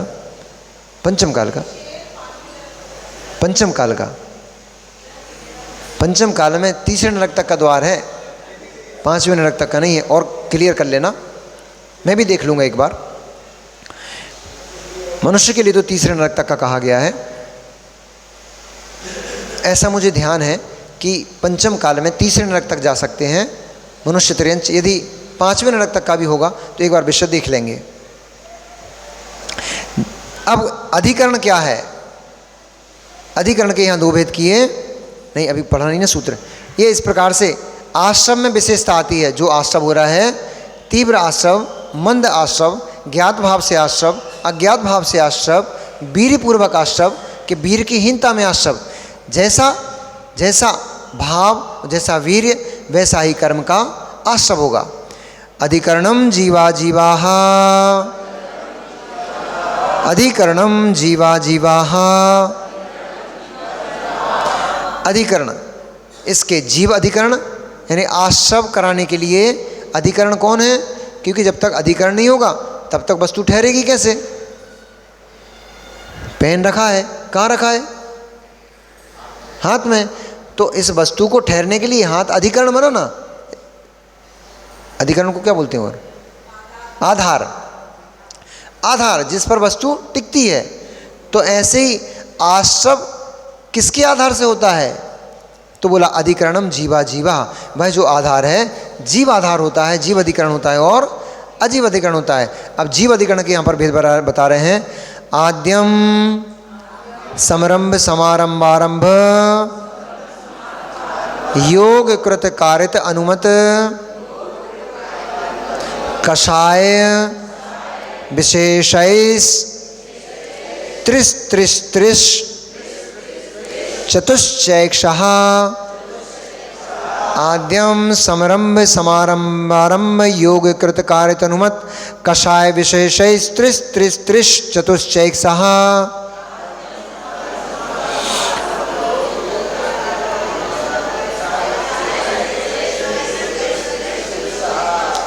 अब अधिकरण कौन कौन से अधिकरण? जीव अधिकरण और अजीव अधिकरण। तो जीव अधिकरण में, जीव अधिकरण के कितने भेद हैं? तो यहाँ बता रहे हैं आरंभ, आदि जीवाधिकरण यानी आदि यानी आदि, आद्यम पहले का। पहले कौन था? पहले वाले सूत्र में जाओ, क्या बोला? अधिकरणम जीवा जीवा, अधिकरण जीव अधिकरण और अजीव अधिकरण। तो आद्यम यानी जीव अधिकरण। यहाँ जीव अधिकरण के भेद बता रहे हैं। समरंभ, समारंभ, आरंभ, योग, कृत, कारित, अनुमोदना और कषाय, इनके द्वारा ये जीव अधिकरण है, इनके द्वारा आश्रव होता है। कितने कितने भेद हैं? समरंभ के 3, समारंभ के 3, आरंभ के 3, योग के 4, कृत 1, कारित 1, अनुमोदना 1। अब इनको मल्टीप्लाई आप करोगे तो समारंभ समारंभ आरंभ 3 इंटू गुणित मन वचन काय 3, तो कितने हो 3 तिया 9। समारंभ समारंभ आरंभ मन वचन काय कृत कारित अनुमोदना 9 तिया 27। क्रोध मान माया लोभ 4 करो 7 चौक 28, हाँ 108। इस प्रकार से 108 प्रकार से कर्मों का आश्रय यह जीव करता है। इसलिए आपकी माला में 108 मोती होते हैं। 108 प्रकार से हमने पापों का आश्रय किया है। एक एक मोती में एक एक मंत्र पढ़ते हुए हम भावना भाते हैं कि एक एक कर्मों की निर्जरा होगी इससे। अब समारंभ समारंभ आरंभ, चलो देखते हैं। समारंभ किसी भी कार्य को करने की प्रवृत्ति, चिंतन करना समारंभ, प्रयत्न करना कार्य के लिए प्रयत्न करना समारंभ, सामान इकट्ठा करना, कोई भी कार्य करने के लिए सामान इकट्ठा करना, शिखर जी की वंदना करने जाना है, चिंतन कर लिया, निर्णय कर लिया जाना है समारंभ, वहाँ जाने के लिए सूटकेस आदि पैक करना समारंभ, चलना प्रारंभ कर दिया आरंभ, उदाहरण है मात्र ये, ठीक है। और अब वहाँ पहुँच गए, कहाँ पहुँच गए, समारंभ आरंभ, बस इतना ही हो गया। समारंभ समारंभ आरंभ 3 हो गए। मन से कृत से स्वयं कर रहे हो कोई भी कार्य, कारित से दूसरे से कराते हो, अनुमोदना या अनुमोदना करते हो, भैया हम नहीं जा पा रहे, हम स्वयं जा रहे हैं, तो समारंभ समारंभ आरंभ कृत, हम नहीं जा पा रहे, एक काम करना तुम हमारा श्रीफल चढ़ा देना, कारित, ना हम जा पा रहे ना श्रीफल चढ़ा रहे पहुंचा रहे, हमारा पैसा नहीं है अभी हमारे पास इसलिए श्रीफल नहीं ला पाए हम, पर तुम जा रहे हो भैया, बहुत अच्छा काम कर रहे हो, भगवान की यात्रा करने जा रहे हो, अच्छा काम है, अनुमोदना। समारंभ समारंभ आरंभ कृत कारित अनुमोदना। फिर ऐसा मन से करना, मन से भी कर रहे हो कि केवल कह ही रहे हो, मन से वचनों से ही कह रहे हो, या मन में भी ऐसा है और शरीर से भी कर रहे हो, तो तीनों के अलग भेद हो जाएंगे। तो मन वचन काय, इस प्रकार से 3 3 होती है, 27 भेद हो गए। और इनको 27 को अब चूंकि आरंभ सारंभ की क्रिया हैं, पाप की क्रिया कहलाती हैं, इसमें शिखर जी की यात्रा नहीं लगेगी, वो शुभ क्रिया होती है। उदाहरण देने के लिए मात्र मैंने वो समझाई थी, इसलिए मैंने टोक दिया था बीच में कि उदाहरण ले रहा हूँ मात्र।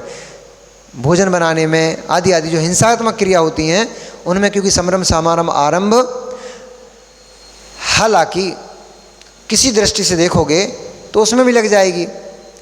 बात ऐसी है कि आरंभ सारंभ तो करना ही पड़ता है, चाहे तुम शिखर जी के लिए भी जाओ तब भी आरंभ सारंभ तो होता ही है। आप नाश्ता के लिए पूड़ी बनाओगे रास्ते में, आरंभ सारंभ तो होगा, तो आरंभ सारंभ तो उसमें भी होता है, शुभ क्रिया में भी आरंभ होता है, परंतु उससे पुण्य आश्रव इतना अधिक हो जाता है कि वो पाप आश्रव दब जाता है। पर ऐसा भी नहीं कह सकते कि शुभ क्रिया में किसी में भी पाप आश्रव नहीं होता। जैन दर्शन है ये, यहाँ तो इंच इंच को पकड़ता, इंच नहीं मिलीमीटर सेंटीमीटर माइक्रोमीटर को भी पकड़ता है, उससे भी छोटे वाले को भी पकड़ता है। इसलिए वो एक दिन मैंने सूत्र पे व्याख्या की थी ना, इसके तत्व सूत्र के हैं, हाँ पाप नारकश बहु भयवारंभ परिकृत्वम नारकश्यवसा। अरे सुनो ना, एक दिन मैंने इस पर व्याख्या की थी कि घर में पूजन के लिए चावल की कट्टियाँ रखी हैं आपके पास, बहुआरंभ परिगत्य नरकश्यवसा, तो आपको नरक का बंद होगा कि नहीं होगा? नहीं होगा। पाप का आश्रय तो होगा, परंतु क्योंकि परिग्रह है वो भी आपका, इसलिए परिग्रह जन्य पाप का आश्रय तो होगा, लेकिन उससे आप अशुभ नहीं करने वाले हो, इसलिए उस शुभ जो क्रिया है उस शुभ क्रिया से पुण्य आश्रय जो ज़्यादा हो जाएगा उसमें पाप आश्रय दम जाएगा। पिछले अध्याय का सूत्र द्वितीकादि गुणा नाम नहीं बंदे कौ पार नाम कौच, वो सूत्र यहाँ फिट हो जाएगा। तो वो अपने रूप में पाप आश्रम जो हुआ था उसको भी नष्ट करके पुण्य में मिला लेगा, अपनी अपनी जमात में शामिल कर लेगा वो उसको। इधर तू कहाँ अकेला पड़ा है, उसको अपने मिला लेगा। इस प्रकार से 108 प्रकार से जीव अधिकरण होता है। अब अजीव अधिकरण कौन कौन से होते हैं उसका भेद बताते हैं। निर्वर्तना निक्षेप, संयोग निसर्गा, द्वि चतुर्द्वि, त्रिभेदा परम। निर्वर्तना निक्षेप संयोग निसर्गा द्वि चतुर्द्वि त्रिभेदा परम।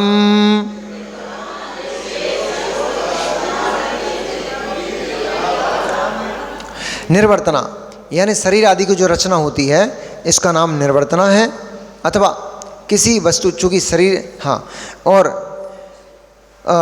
और भी रचनाएं होती हैं, जो रचना है स्ट्रक्चर है उसका नाम निर्वर्तना।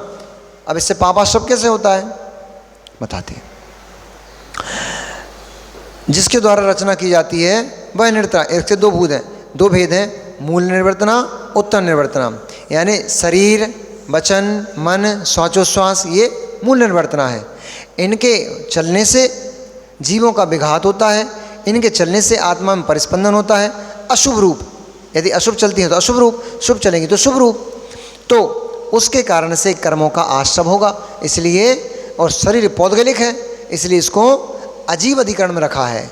शरीर चूँकि जीव नहीं है, शरीर में बैठी आत्मा जीव है इसलिए शरीर जीव कहलाता है उपचार से, पर शरीर जीव नहीं है, ये अजीव है, इसलिए इसको अजीव अधिकरण में रखा है। इस प्रकार से काष्ठ कर्म, चित्र कर्म आदि, लकड़ी आदि की स्त्री को देख करके उसमें आसक्ति भाव होना, अथवा काष्ठ की पुतलिका को देख करके उसमें राग भाव जाना, भीतरागी भगवान की प्रतिमा को देख करके वैराग्य का भाव आना, ये अजीव अधिकरण हो गया आश्रम बंध के लिए। निर्वर्तना निक्षेप, वस्तु का निक्षेप करना, इसमें शुभ अशुभ भावों को रखना, ये निक्षेप नाम का अधिकरण हो गया। निर्वर्तना निक्षेप निसर्ग, निर्वर्तना निक्षेप संयोग मिलने को संयोग कहते हैं। अजीव अधिकरण के मिलने से शुभ चेष्टा हुई तो शुभाश्रम होगा, अजीब अधिकरण के मिलने से अशुभ चेष्टा हुई तो अशुभ संयोग में क्या आ जाएगा। मुनिराजों का शरीर मिल गया, मुनिराज मिल गए, अथवा भगवान की प्रतिमा मिल गई, अथवा कोई ऐसा ले लो, अभी आपने नंदीश्वर दीप की रचना की, अजीब अधिकरण, वहाँ पे कोई जीव वस्तु नहीं है, अजीब वस्तु है सब, पर उसमें आपका धर्म ध्यान हो रहा है तो अजीब अधिकरण शुभाश्रम के लिए निमित्त हो गया। ऐसे ही कोई अशुभ चीज़ देख रहे, कोई झरना है, नदी है, पहाड़ है, उनको देखने का भाव क्या बोलते उसको, अरे एक मिनट,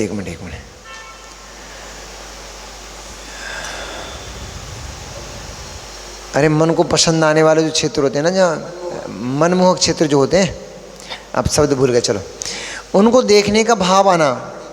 रमणीक स्थान जो होते हैं, रमणीक बोल रहे थे, रमणीक स्थानों को देखने का जो भाव है तो उसमें अजीब अधिकरण हो गया वो।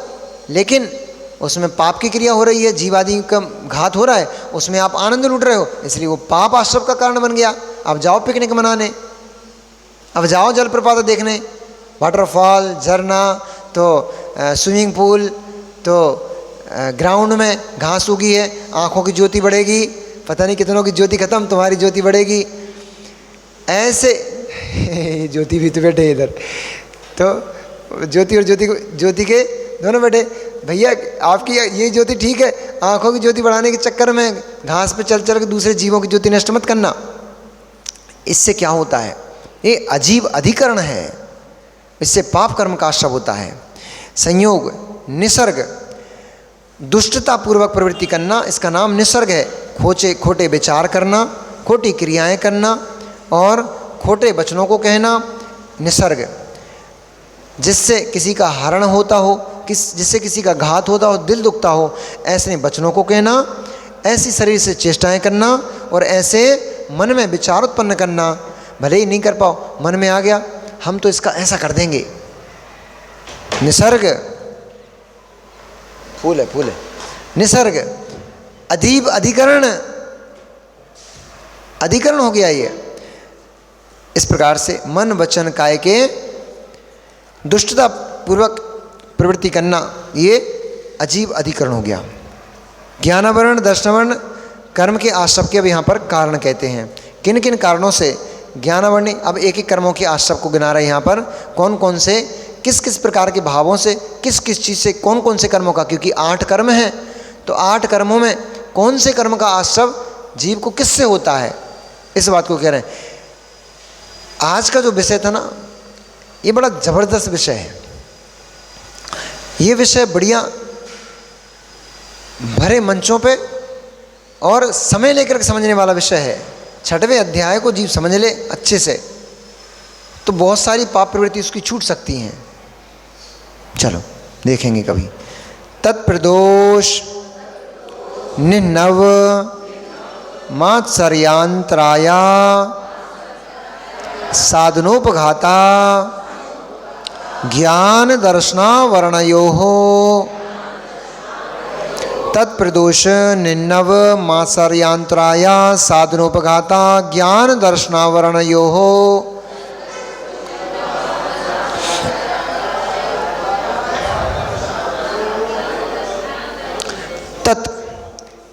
तत् यानी वह आश्रव, तत्प्रदोष ज्ञानावरण दर्शनावरणयोः।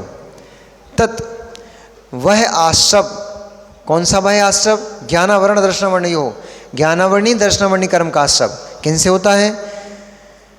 प्रदोष, निन्नव, मात्सर्य, अंतराय, साधना, असाधना और उपघात, इनसे कर्म का आश्रव ज्ञानावरणी दर्शनावरणी कर्म का आश्रव होता है। प्रदोष ईर्ष्या भाव रखना, कोई अच्छा काम कर रहा है उसमें ईर्ष्या का भाव रखना, ये क्या करते हैं, हम तो इससे बहुत अच्छा कर सकते हैं, इनने कोई ये इतना सा काम किया, अरे तुम इतनी तारीफ कर रहे हो इसकी, इसने कौन सा बहुत बड़ा काम कर दिया, हम तो इससे भी अच्छा कर सकते हैं, ये ईर्ष्या भाव।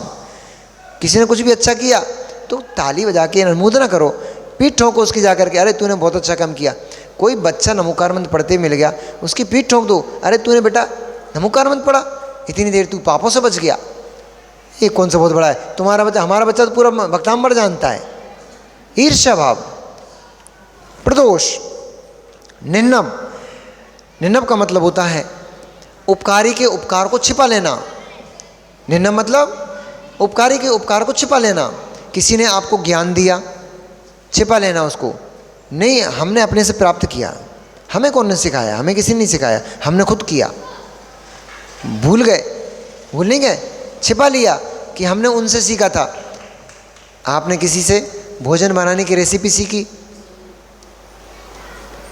हमने तो न्यूज़पेपर में देखी थी, हमने तो व्हाट्सएप पे देखी, अरे इसमें बोलने में क्या अर्थ हो जाएगा कि हमने तुम्हारी बहन से सीखा, हमारी सास से सीखा, हमारी जेठानी से सीखा, देवरानी से सीखा, ननद से सीखा, क्या बिगड़ जाएगा ऐसे बोल दोगे तो। पर नहीं, अपने आप को एक्सपोज करने के चक्कर में, अपने आप को प्रदर्शित करने के चक्कर में कि हम सीखेंगे किसी से, क्या हमने खुद सीख लिया है, तो ऐसा अपने आप को प्रदर्शित करना, ये है प्रदो निन्नव। ज्ञान लेकर के उस ज्ञान को, जिसने दान दिया है, ज्ञान दान दिया है, उसके नाम को छिपा लेना, ये निन्नव है।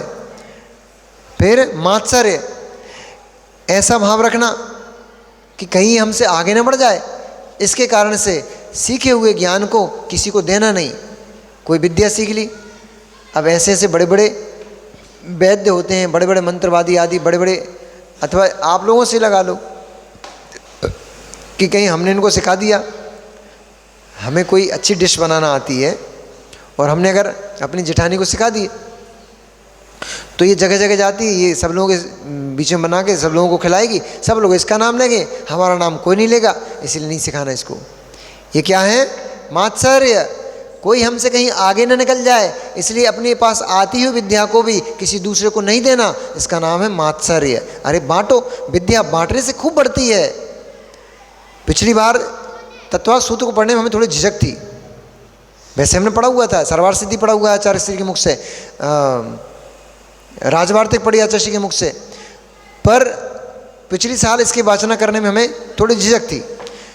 पर जैसे ही क्लास ली, क्लास में बच्चों को हमने इसको पढ़ाया तो पर्यूषण में फिर हमने धड़ल्ले से करी, बांटी तो निखार आ गया उसमें।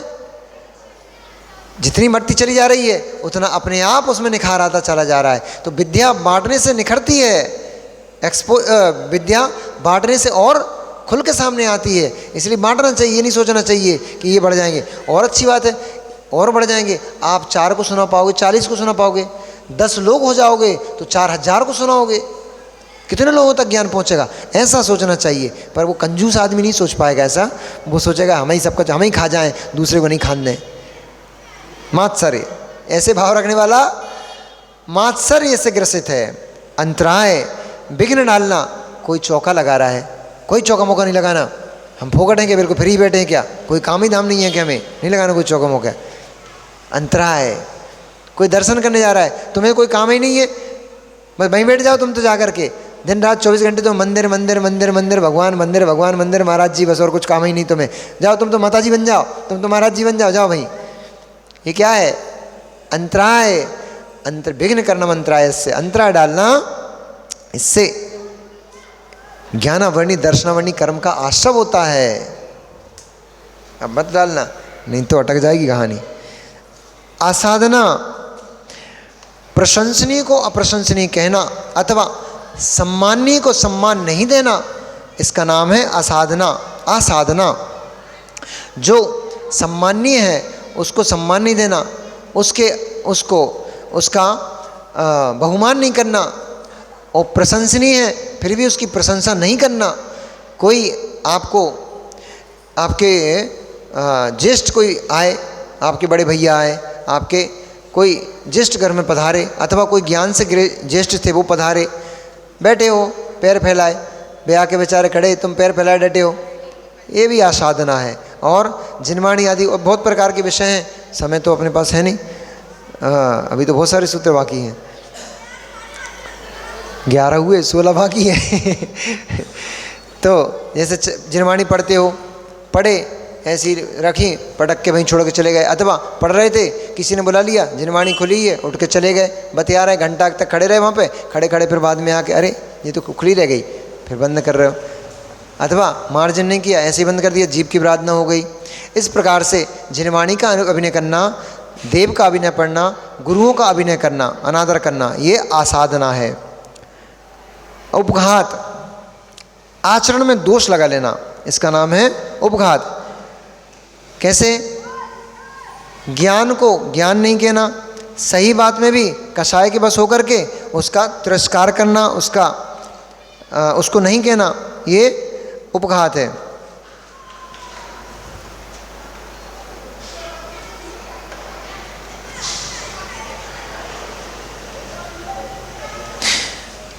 चलो, विपरीत कथन करना। अब असाता वेदिनी कर्म के आश्रव के कारण बंध को कहते हैं कि असाता वेदिनी कर्म का आश्रव किससे होता है? दुख, शोक, तापा, क्रंदन, बध, परिदेव, नान्यात्म, परोभय, स्थान्य, सद्वेद्यस्य। दुख, शोक, तापा, क्रंदन, बध, परिदेव, नान्यात्म, परोभय, स्थान्य, सद्वेदस्य।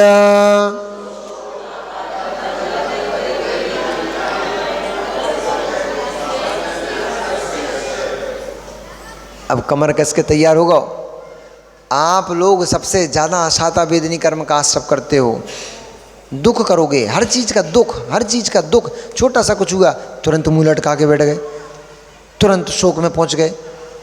दुख, अनिष्ट वस्तु का समागम हो जाए अथवा इष्ट वस्तु का वियोग हो जाए तो सामान्य जो खेद उत्पन्न होता है उसका नाम होता है दुख।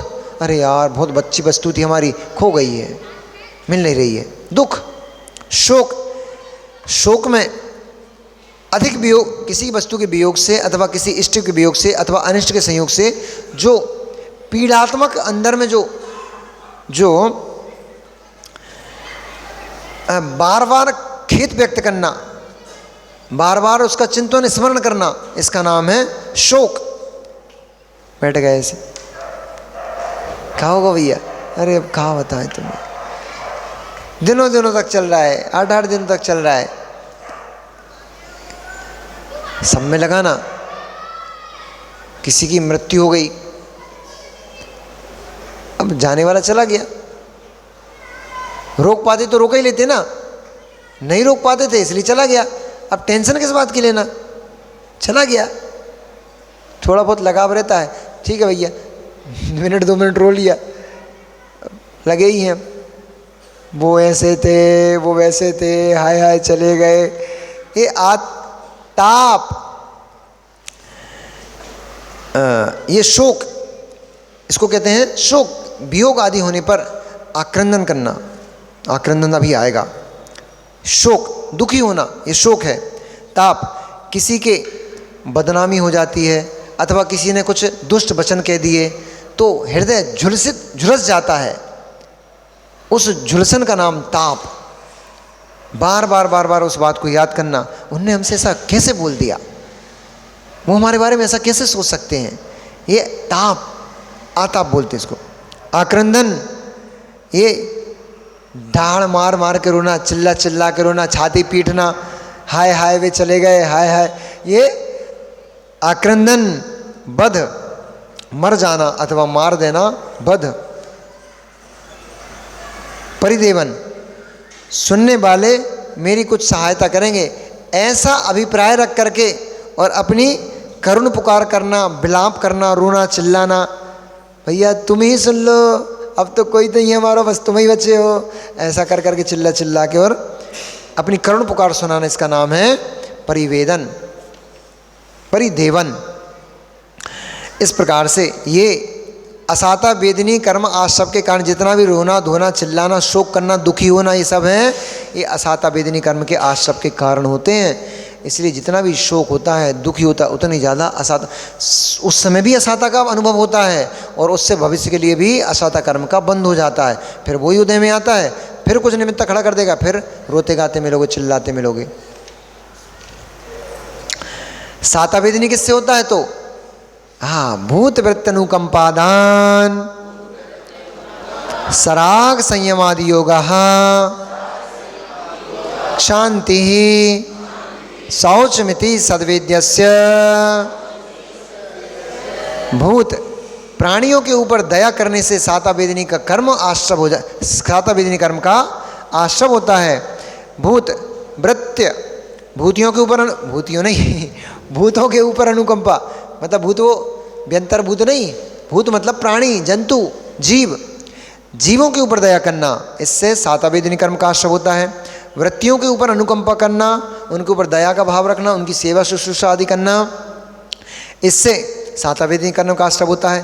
दान, दान करने से आहार औषधि शास्त्र, अब 4 प्रकार का दान कहा गया है। मंदिर निर्माण करवाना, जीर्णोद्धार करवाना अथवा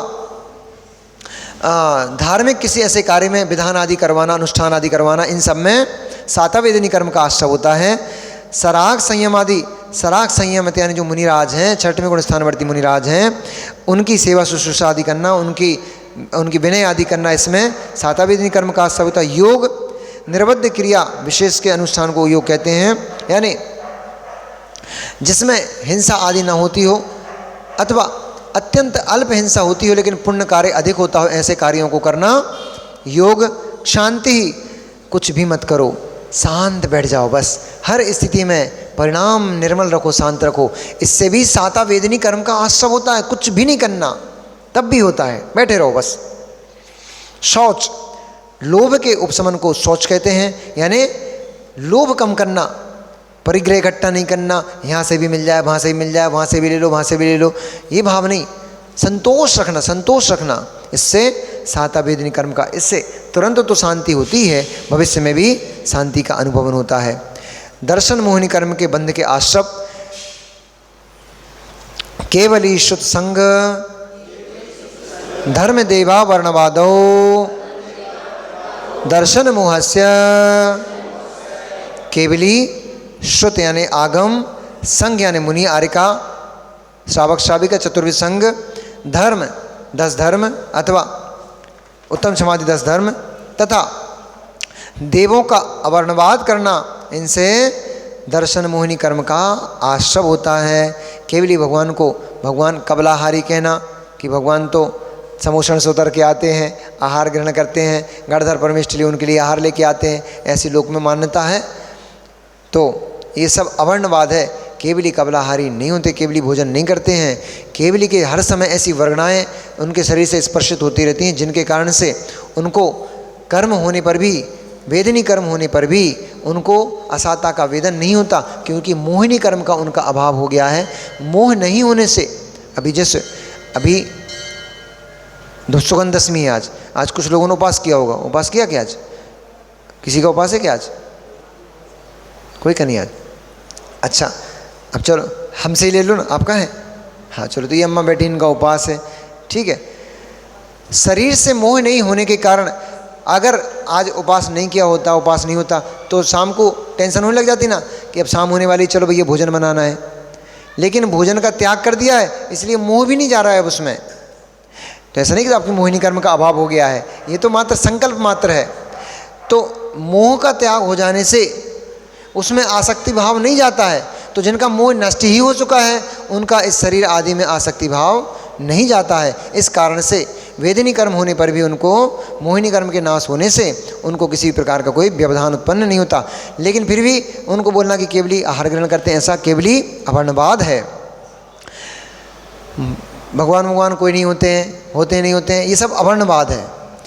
केवली श्रुत शंका करना, अथवा ऐसा होता है नहीं होता, अथवा ये सब कथा पुराण है, ये सब फालतू की बातें, फुर्सत में बैठे लोग लिख गए हैं और तुम लोग पागल लोग उनको फॉलो करो जा रहे हो। ये सब क्या हो गया? शुद्ध अवर्णवाद हो गया।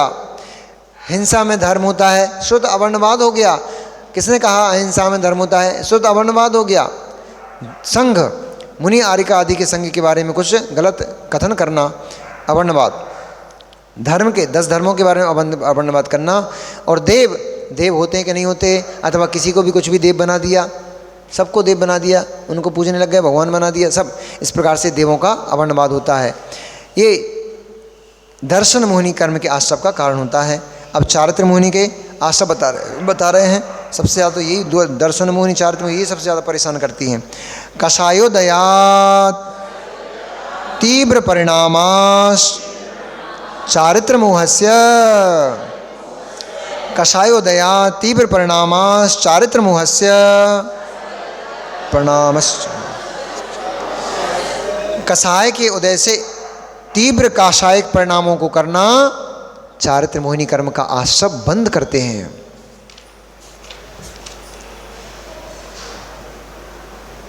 देखो, चलो जहां तक हो रही इस गाड़ी चलते हैं। क्रोध, मान, माया, लोभ 4 कषाय हैं। इनको तीव्र भावों से इनको करना, इससे भी चारित्र मोहिनी कर्म का आश्रव होता है। हास्य, रति, अरति, शोक, भय, जुगुप्सा, स्त्री वेद, पुरुष वेग, नपुंसक, ये 9 कषाय कहते हैं। इन कषायों को और 9 कषायों को निरंतर करते रहने से चारित्र मोहिनी कर्म का आश्रव होता है। अब नरकायु किससे बनती है? बाह्यवारम्भ परिकत्वम नारकस्यायुषः, बहुत आरंभ, बहुत परिग्रह करने से नरक गति का बंध होता है। माया तैर्यज्ञोनस्य, मायाचारी करने से, छल कपट करने से त्रियंच गति का बंध होता है। ढोर बनना पड़ता है, ढोर जानवर बनना पड़ता है मायाचारी करने से, इसलिए मायाचारी नहीं करना। अल्पारंभ परिग्रहत्वम मानुषस्यायुषः,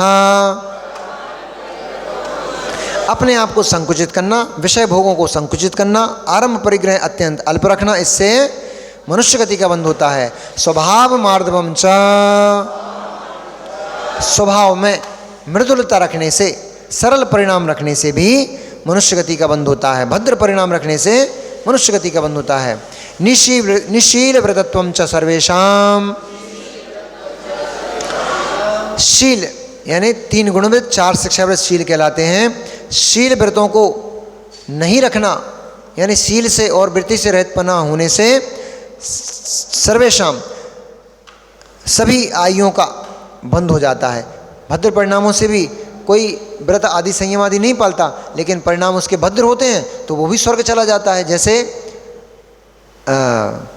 भोग भूमिया जीव, वो कोई तप नहीं करते, कोई संयम नहीं पालते, लेकिन फिर भी स्वर्ग चले जाते हैं। तो निश्शील व्रतत्वम च सर्वेषाम, निश्शील व्रति का 4 गतियों का बंध हो जाता है। सराग संयम संयम संयम काम निर्जरा बाल तपांसी दैवस्य।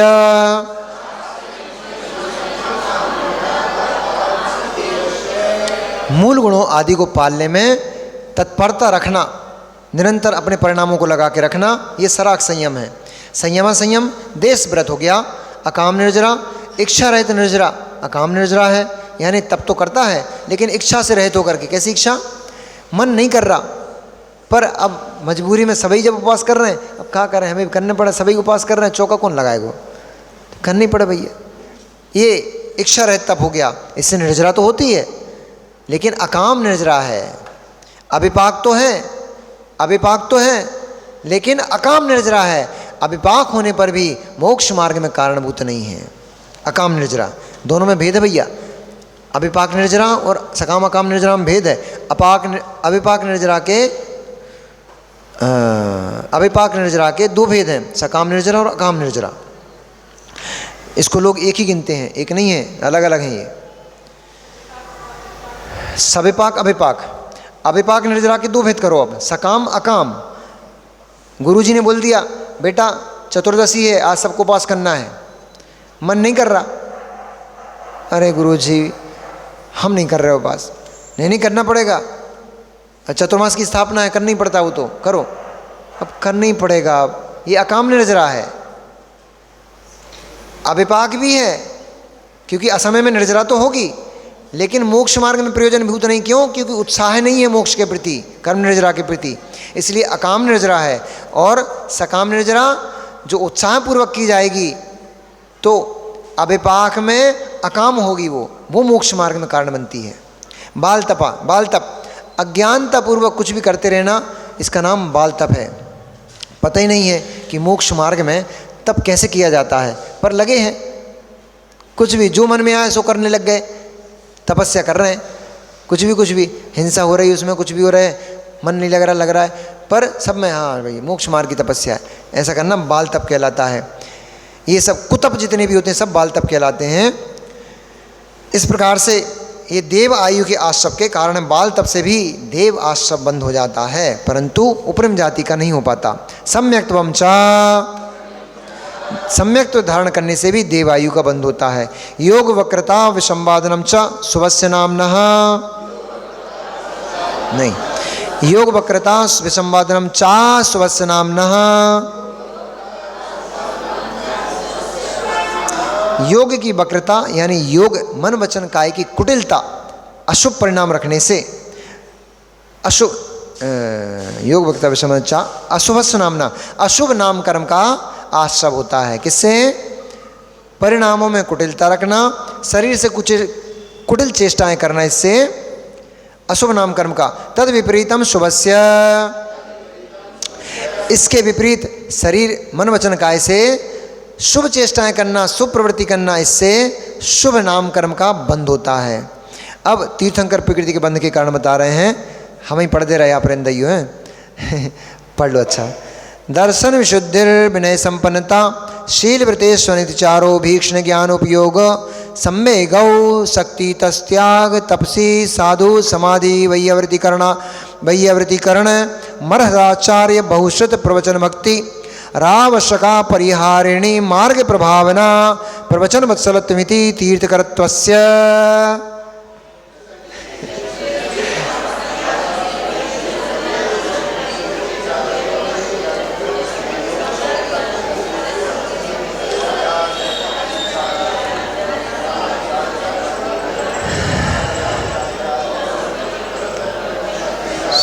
तीर्थकरत्वत्सम, दर्शन विशुद्धि, विनय संपन्नता, शील और व्रतों का अरतिचार रहित पालन करना, अभीक्षण ज्ञानोपयोग, अभीक्षण संवेग, शक्ति अनुसार त्याग, शक्ति अनुसार तप, साधु समाधि में सहायक होना, वैयावृत्ति करना, अनंत भगवान की भक्ति करना, आचार परमेष्टि की भक्ति करना, श्रुत की भक्ति करना, प्रवचन यानी मुनिराजों की अथवा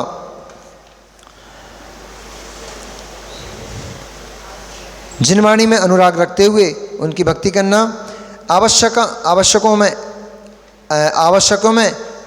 परिहार नहीं करना यानी आवश्यकों को करते रहना, मार्ग प्रभावना करना, प्रवचन वत्सलत यानी जिन मार्ग की प्रभावना करना और जिन वचन में वात्सल्य रखना, ये तीर्थंकर प्रकृति के बंध के 16 भावनाएं कहेंगे, इनको ही 16 कारण भावना कहते हैं।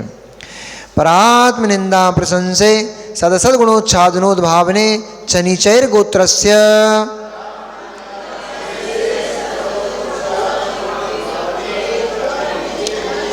पर की निंदा अपनी प्रशंसा करने से, और प्रशंसा सत यानी विद्यमान, असत अविद्यमान गुणों का उच्छादन, जिसमें जो गुण हैं उनको नहीं कहना, उनको ढक देना, अथवा अपने में जो दुर्गुण हैं उनको नहीं कहना, गुणों को प्रकट करना।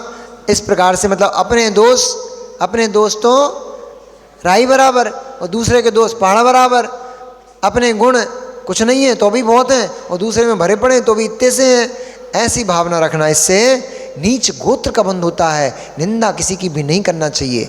निंदा करने से, परात्म निंदा, दूसरों की निंदा करने से और अपनी प्रशंसा करने से नीच गोत्र का बंध होता है।